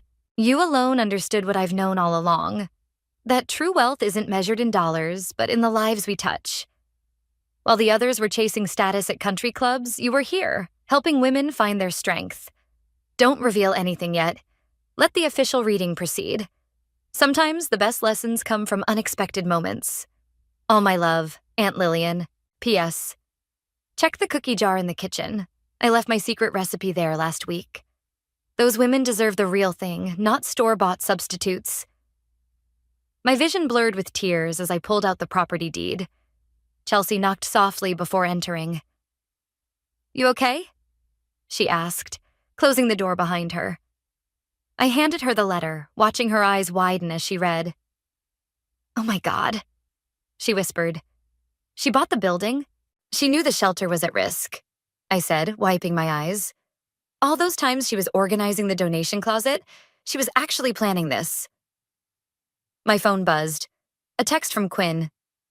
We'll reading tomorrow at 2. Not that it matters to you. Chelsea handed the letter back, squeezing my shoulder. What are you going to do? I tucked the letter and deed safely in my bag, thinking of Aunt Lillian's words about unexpected moments and lessons. First, I said, standing up, I'm going to check that cookie jar. Then I'm going to do exactly what Aunt Lillian asked. Wait for the right moment to show them who she really was, and what family really means. Back home in my small apartment, I spread Aunt Lillian's documents across my kitchen table. The property deed was just the beginning. Tucked inside the envelope, I found a USB drive, bank statements, and another sealed letter marked, Read after the will. My hands shook as I plugged the USB drive into my laptop. A single video file appeared, dated just 2 months ago. Aunt Lillian's face filled the screen, looking tired but determined. Hello, dear. Her voice rang clear through my speakers. If you're watching this, you've already found the deed. But there's more to tell you. I paused the video, needing a moment. Even through the screen, her presence felt so real it hurt. My phone buzzed again. Camilla this time. Hope you're not too disappointed about missing tomorrow's reading. Though really, what did you expect? I hit play again. The lawyers will read a will tomorrow that my children and your cousins expect. Aunt Lillian continued. They'll squabble over the house, the cars, the jewelry, all the things they think matter. But my real will, the one that matters, was filed last month. She leaned closer to the camera, her eyes fierce. I've watched them all these years, Callie. Watched how they treated you, how they chased status while you built something meaningful. The shelter isn't just a building. It's hope for women who need it most. And you're the only one who truly understands that. A knock at my door made me jump. Through the peephole, I saw Quinn standing in the hallway, shifting nervously. I know you're home, she called out. Your car's outside. I closed my laptop and opened the door. Quinn, what are you doing here? She brushed past me into the apartment, her designer perfume overwhelming in my small space. I wanted to make sure you understood about tomorrow. It's not personal. Isn't it? I gestured to my couch. Want to sit? She perched on the edge, looking uncomfortable. Derek and Camilla think it's better if you're not there. They're worried you might make a scene. When have I ever made a scene, Quinn? She had the grace to look embarrassed. Look, we all know Aunt Lillian was different in her last years. Started acting strange, volunteering at that shelter. Derek thinks she wasn't thinking clearly. I thought of the sharp, determined woman in the video. She knew exactly what she was doing. Did she, though? Quinn stood up, pacing. She used to take us shopping, buy us whatever we wanted. Then suddenly she's wearing old clothes and hanging out in some charity shelter? That's not normal. Maybe she found something more meaningful than shopping. Quinn stopped pacing, her eyes landing on the papers spread across my table. What's all that? I quickly gathered them up. Just work stuff. Right. Your important shelter work. She headed for the door, then paused. You know, Camilla's already talking about selling the shelter building. Says the land's worth millions to developers. My heart raced, but I kept my face neutral. Is that so? Just don't get your hopes up about anything, okay? It's better that way. She left, closing the door softly behind her. I returned to my laptop, hitting play on Aunt Lillian's video. I've left everything to you, Callie, she continued. The house, the investments, everything. But most importantly, I've left you my truth. Let them have their reading tomorrow. Let them show who they really are. Then, when the time is right, show them who I really was. The video ended. I opened the final letter with trembling fingers. My dearest Callie, by now they've shown their true colors at the reading. Remember, real strength isn't in attacking, but in standing firm in your truth. The official papers are with my lawyer, Sandra Mills. She'll contact you after tomorrow's charade. The shelter is yours, protected and endowed. The rest, well, let's just say your cousins are in for quite a surprise. Use it wisely, dear one. Show them what real family legacy looks like. All my love, Aunt Lillian. I folded the letter carefully, thinking of Quinn's words about selling the shelter, of Camilla's smugness, of Derek's certainty about who Aunt Lillian was. My phone buzzed one last time. A text from an unknown number. This is Sandra Mills. Meeting tomorrow after the reading? 4 p.m. at my office. Bring the letters and USB drive. I texted back a simple yes, then gathered all of Aunt Lillian's documents into a secure folder. Tomorrow, my cousins would gather to divide what they thought was their inheritance. They had no idea that Aunt Lillian had orchestrated the perfect lesson about karma, justice, and the true meaning of wealth. For now, though, I had a batch of cookies to bake. After all, I had her secret recipe, and the women at the shelter deserved something special. I sat in my car outside the law office, watching my cousins arrive in their luxury vehicles. Through the large windows, I could see them gathering in the conference room, already arguing about something. Even from here, I could read Camilla's animated gestures. She was probably laying claim to Aunt Lillian's art collection. My phone lit up with a text from Chelsea. The vultures circling yet? You have no idea, I replied, then added a photo of Derek dramatically pounding the conference table. I wasn't supposed to be here, but I needed to see this play out. Parking around the corner had given me a perfect view of the show. The lawyer, Mr. Patterson, entered the room with a thin folder, the will they were expecting. My phone rang. Sandra Mills. "Are you watching?" she asked without preamble. "From my car. They're about to start." "Good. Stay there. I want you to see their reactions when they realize that folder contains nothing but a letter." Inside, Mr. Patterson opened the folder. Even from here, I could see Camilla's face redden as he began to read. She shot up from her chair, snatching the paper from his hands. "This is it?" Her voice carried through the glass. "One page? This can't be everything." Quinn pressed her hands to her face while Derek paced the room like a caged animal. I cracked my window to hear better. "This is the only will we have on file," Mr. Patterson said calmly. "It simply states that all matters regarding the estate will be handled by another attorney, Sandra Mills." "Who the hell is Sandra Mills?" Derek's voice boomed. "I've never heard of her," Quinn whispered. "Why would Aunt Lillian do this?" Camilla pulled out her phone, probably Googling Sandra's name. "This doesn't make sense. The house alone is worth millions. The art collection, the investments, where is all of that?" "Perhaps," Mr. Patterson suggested, "you should contact Ms. Mills." "I'm calling our family lawyer," Derek announced. "This is ridiculous. We'll contest it." My phone buzzed again. Sandra. "Time for phase 2. Meet me at my office now." I started my car just as Camilla stormed out of the building, mascara running down her cheeks. She was so focused on her phone, she didn't even notice me driving past. Sandra's office was across town, in a modest building, nothing like the gleaming tower my cousins were leaving.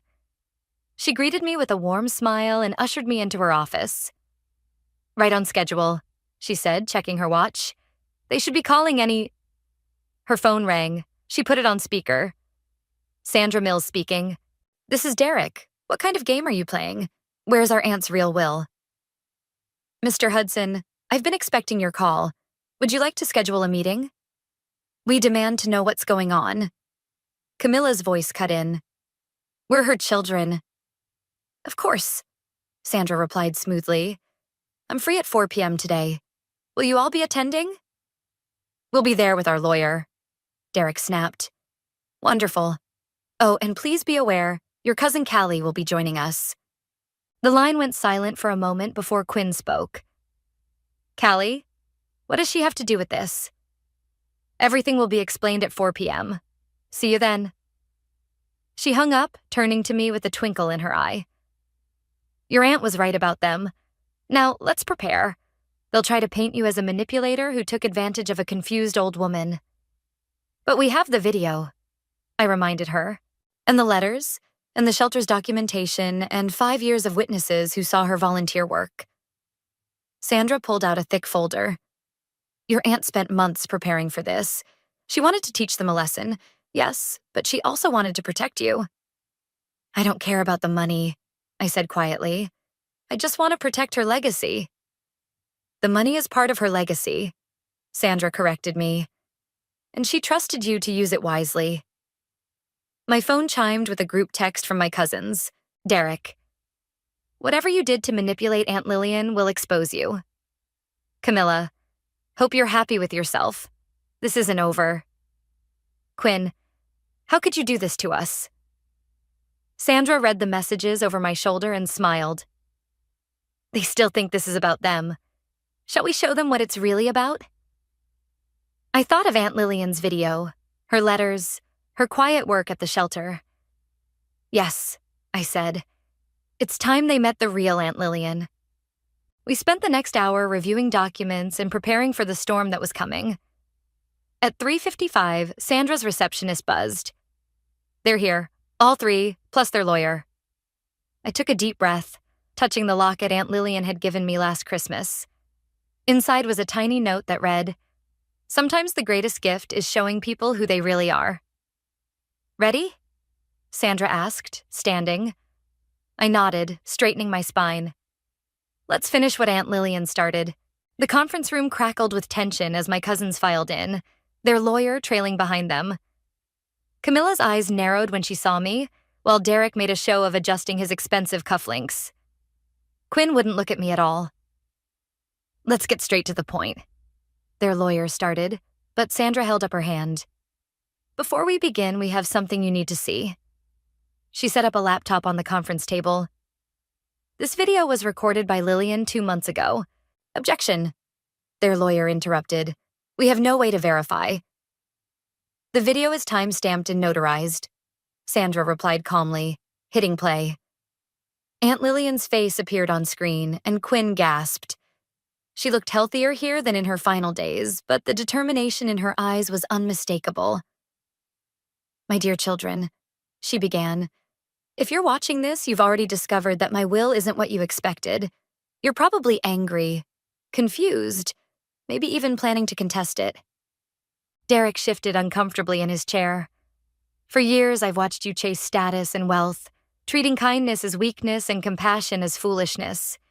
You mocked your cousin Callie for working at a shelter, never knowing I worked alongside her every Tuesday." "That's ridiculous," Camilla scoffed. "Mom would never—" "Check my calendar," Aunt Lillian continued, as if anticipating the interruption. "Every Tuesday for 5 years. Ask the women at the shelter. While you were at country club luncheons, I was serving soup and counseling abuse survivors." Quinn's face had gone pale. "The gardening clothes," she whispered. "You said she was going through a strange phase. I've left everything to Callie," Aunt Lillian announced, "because she alone understood what real wealth is. The shelter, the house, the investments, all of it. Not out of spite, but because I trust her to use it wisely."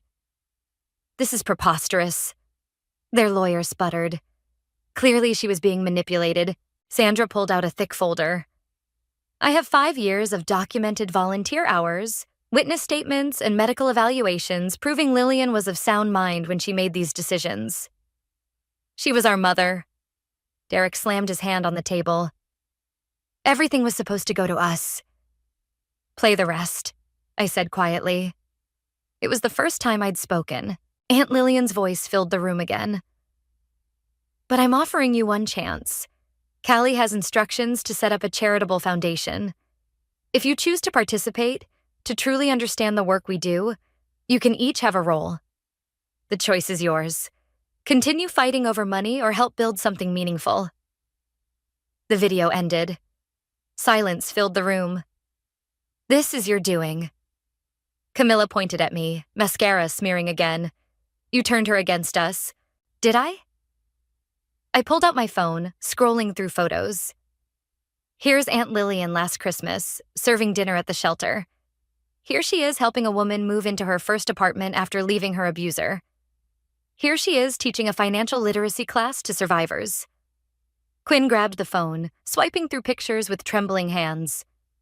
"Why didn't she tell us? Would you have listened?" I asked gently. "Or would you have done exactly what you're doing now? Assume someone manipulated her?" "The will is ironclad," Sandra added. "You can contest it, but you'll lose. And you'll spend years in court while the foundation's work continues without you." Derek stood up abruptly. "This is absurd. Come on, we're leaving." But Quinn stayed seated, still staring at my phone. "Wait," she said. "I want to see the shelter." "Quinn," Camilla hissed. "Don't fall for this."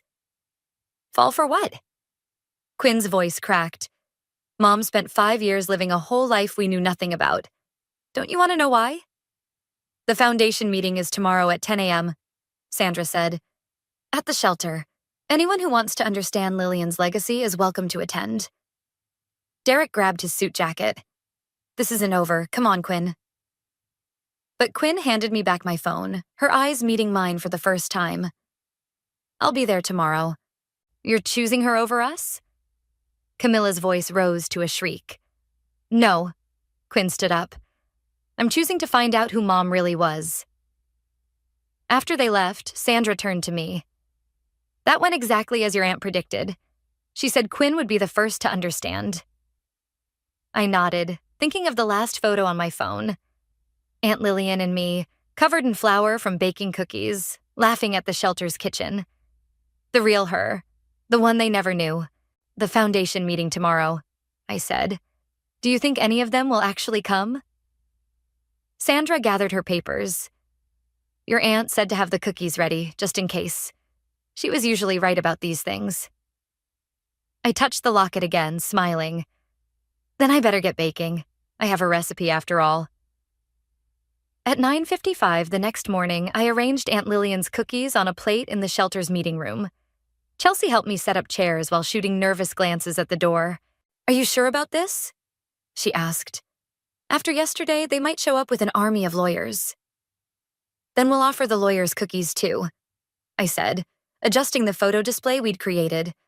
Dozens of pictures of Aunt Lillian at the shelter, helping women rebuild their lives. At exactly 10 a.m., Quinn walked in alone. She'd traded her usual designer outfit for jeans and a simple sweater. Her eyes were red like she'd been crying. I brought coffee, she said awkwardly, holding up a carrier. I remembered, in the photos, Mom always had a coffee cup in her hand. French vanilla with extra cream. Chelsea smiled. That was her favorite. I didn't know that, Quinn whispered, setting down the coffee. I didn't know anything. Before I could respond, the door opened again. Camilla stood there, looking uncomfortable in 4-inch heels. This doesn't mean I accept any of this, she announced. I'm just here to protect our interests. Have a cookie, I offered, holding out the plate. Aunt Lillian's recipe. Camilla started to refuse, then froze. Wait, these are her Christmas cookies. The ones she stopped making years ago because she said she was too busy. She made them here every week, Chelsea said. Said the women needed something that tasted like home. Camilla sank into a chair, taking a cookie with trembling hands. Quinn sat beside her, passing her a coffee. Derek's not coming, Quinn said quietly. He's meeting with lawyers about contesting the will. Let me show you something, I said, pulling out Aunt Lillian's volunteer log. Every Tuesday for 5 years. She never missed a day, even when she was sick. Sick? Camilla's head snapped up. What do you mean, sick?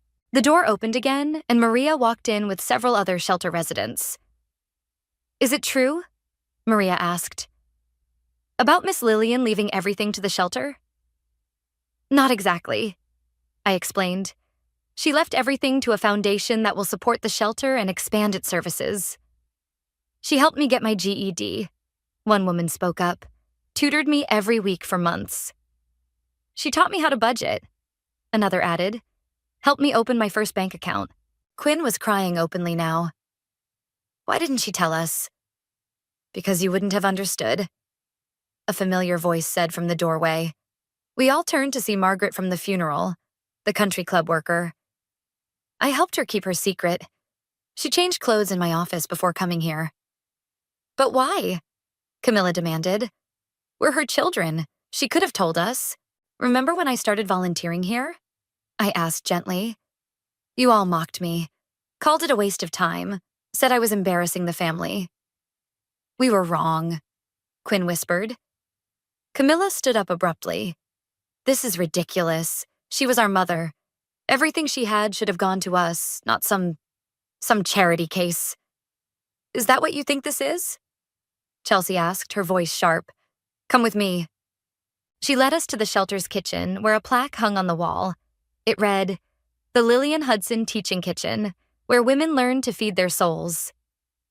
Your mother funded this kitchen last year, Chelsea explained. Said every woman deserves a place to create something beautiful. She spent her money on this? Camilla gestured around. Instead of us? No, I corrected her. She invested in changing lives, including yours if you'll let her. The foundation meeting, Quinn said suddenly. What exactly does it involve? I pulled out Aunt Lillian's final plan. Blueprints for expanding the shelter, adding a daycare center, creating job training programs. She wanted it to be a family legacy, I explained, but a different kind than you're used to. I want in, Quinn said firmly. I want to understand who she really was. Camilla stared at the cookie in her hand, then at the women gathered around us. Women whose lives Aunt Lillian had touched. She really came here every week? She asked softly. Maria nodded. Rain or shine, said it was the best part of her week. Camilla's phone buzzed, probably Derek with updates from the lawyers. She silenced it without looking. "Show me everything," she said finally. "Show me what she did here." I caught Chelsea's eye and smiled. Aunt Lillian had predicted this too, in her final letter. They'll fight it at first, but give them time. Show them what real wealth looks like. The cookies will help. Some lessons are best taught with a little sweetness. I picked up the shelter's volunteer log and opened it to a fresh page. "Who wants to sign up for Tuesday shifts?" Quinn reached for the pen first. The courthouse steps felt colder than usual as I waited for Sandra to arrive. 2 weeks had passed since the shelter meeting, and Derek had made good on his threat to contest the will. Today was our first hearing. Quinn appeared beside me, clutching 2 coffee cups. "Thought you might need this." "Thanks," I said, surprised. "Are you sure you want to be seen with the enemy?" "Stop," she sighed. "I've been doing shifts at the shelter. I get it now. Mom wasn't crazy or manipulated. She was amazing." Camilla's Mercedes pulled up and she stepped out wearing a simple black suit instead of her usual flashy attire. "Derek's already inside with the lawyers. He's not happy I'm testifying for your side." Before I could respond, Sandra arrived with her team, carrying boxes of evidence. "Ready?" The courtroom was packed.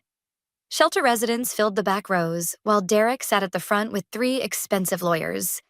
His face darkened when he saw Camilla and Quinn sit on my side. "All rise," the bailiff called as Judge Martinez entered. Derek's lead lawyer started with exactly the argument we'd expected.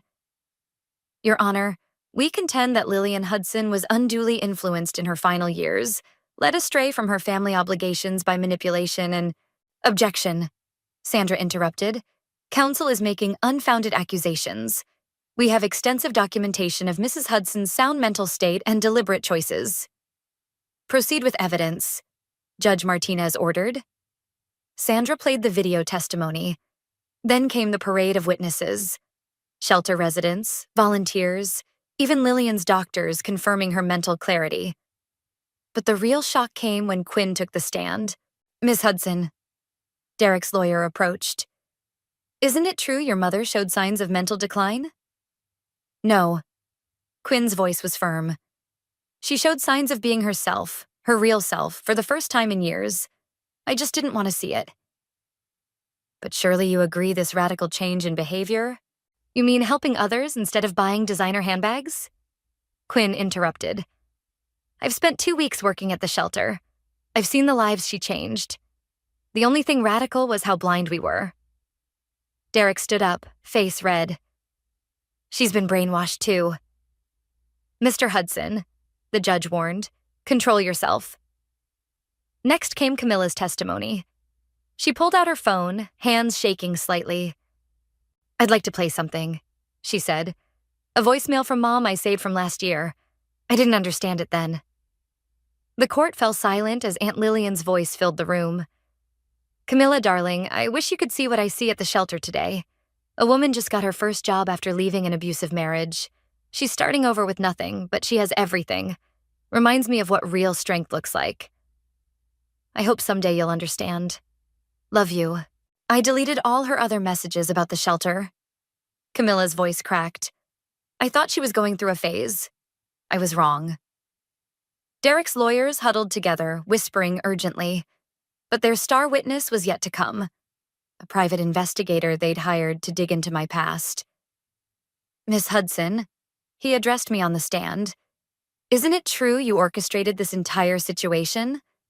Befriended your aunt when she was vulnerable?" I opened my handbag and pulled out a stack of papers.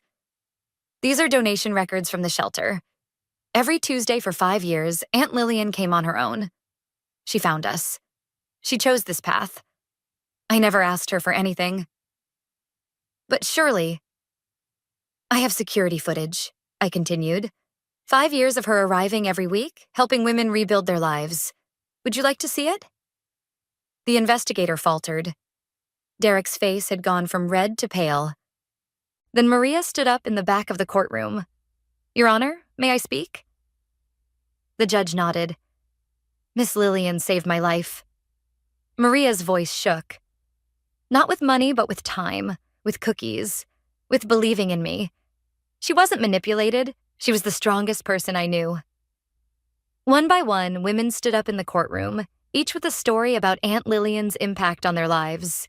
Judge Martinez raised her hand for silence. I've seen enough. This will is not only valid, but represents a clear and conscious choice by Lillian Hudson to create a meaningful legacy. Case dismissed. Derek stormed out, his lawyers trailing behind. Quinn and Camilla hugged me, both crying. He'll come around, Quinn whispered.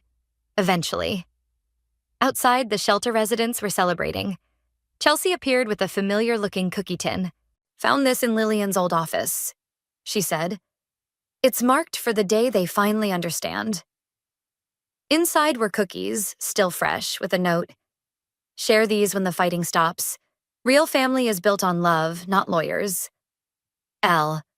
We passed them around, standing in the sunshine, watching as Derek's car sped away. Sometimes I realized winning isn't about defeating someone. It's about showing them a better way to be. The autumn breeze carried the scent of fresh paint as I unlocked the shelter's new front doors. The expanded building gleamed in the morning light, 3 times larger than before, with the daycare center Aunt Lillian had dreamed of. Still can't believe how fast construction finished, Quinn said, falling into step beside me. She'd traded her designer wardrobe permanently for practical clothes, perfect for chasing after the shelter's children. The contractor said he'd never seen permits processed so quickly, I replied. Almost like someone pulled some strings at City Hall. Quinn smiled mysteriously. Camilla might have mentioned something about that. Turns out her country club connections are good for more than just charity galas. Inside, the new teaching kitchen buzzed with activity. Camilla stood at the center island, her sleeves rolled up, teaching a cooking class to 5 residents. Remember what Aunt Lillian always said. She demonstrated proper knife technique. Cooking is therapy for the soul. Speaking of therapy, Quinn nodded toward the new counseling wing. Did you see the waiting list for Sandra's legal aid clinic? Full through December, I confirmed. Turns out combining legal services with emotional support was exactly what many women needed. The front desk phone rang. Maria, now our full-time office manager, answered it. Lillian Hudson Women's Center, she said proudly. Then her expression changed.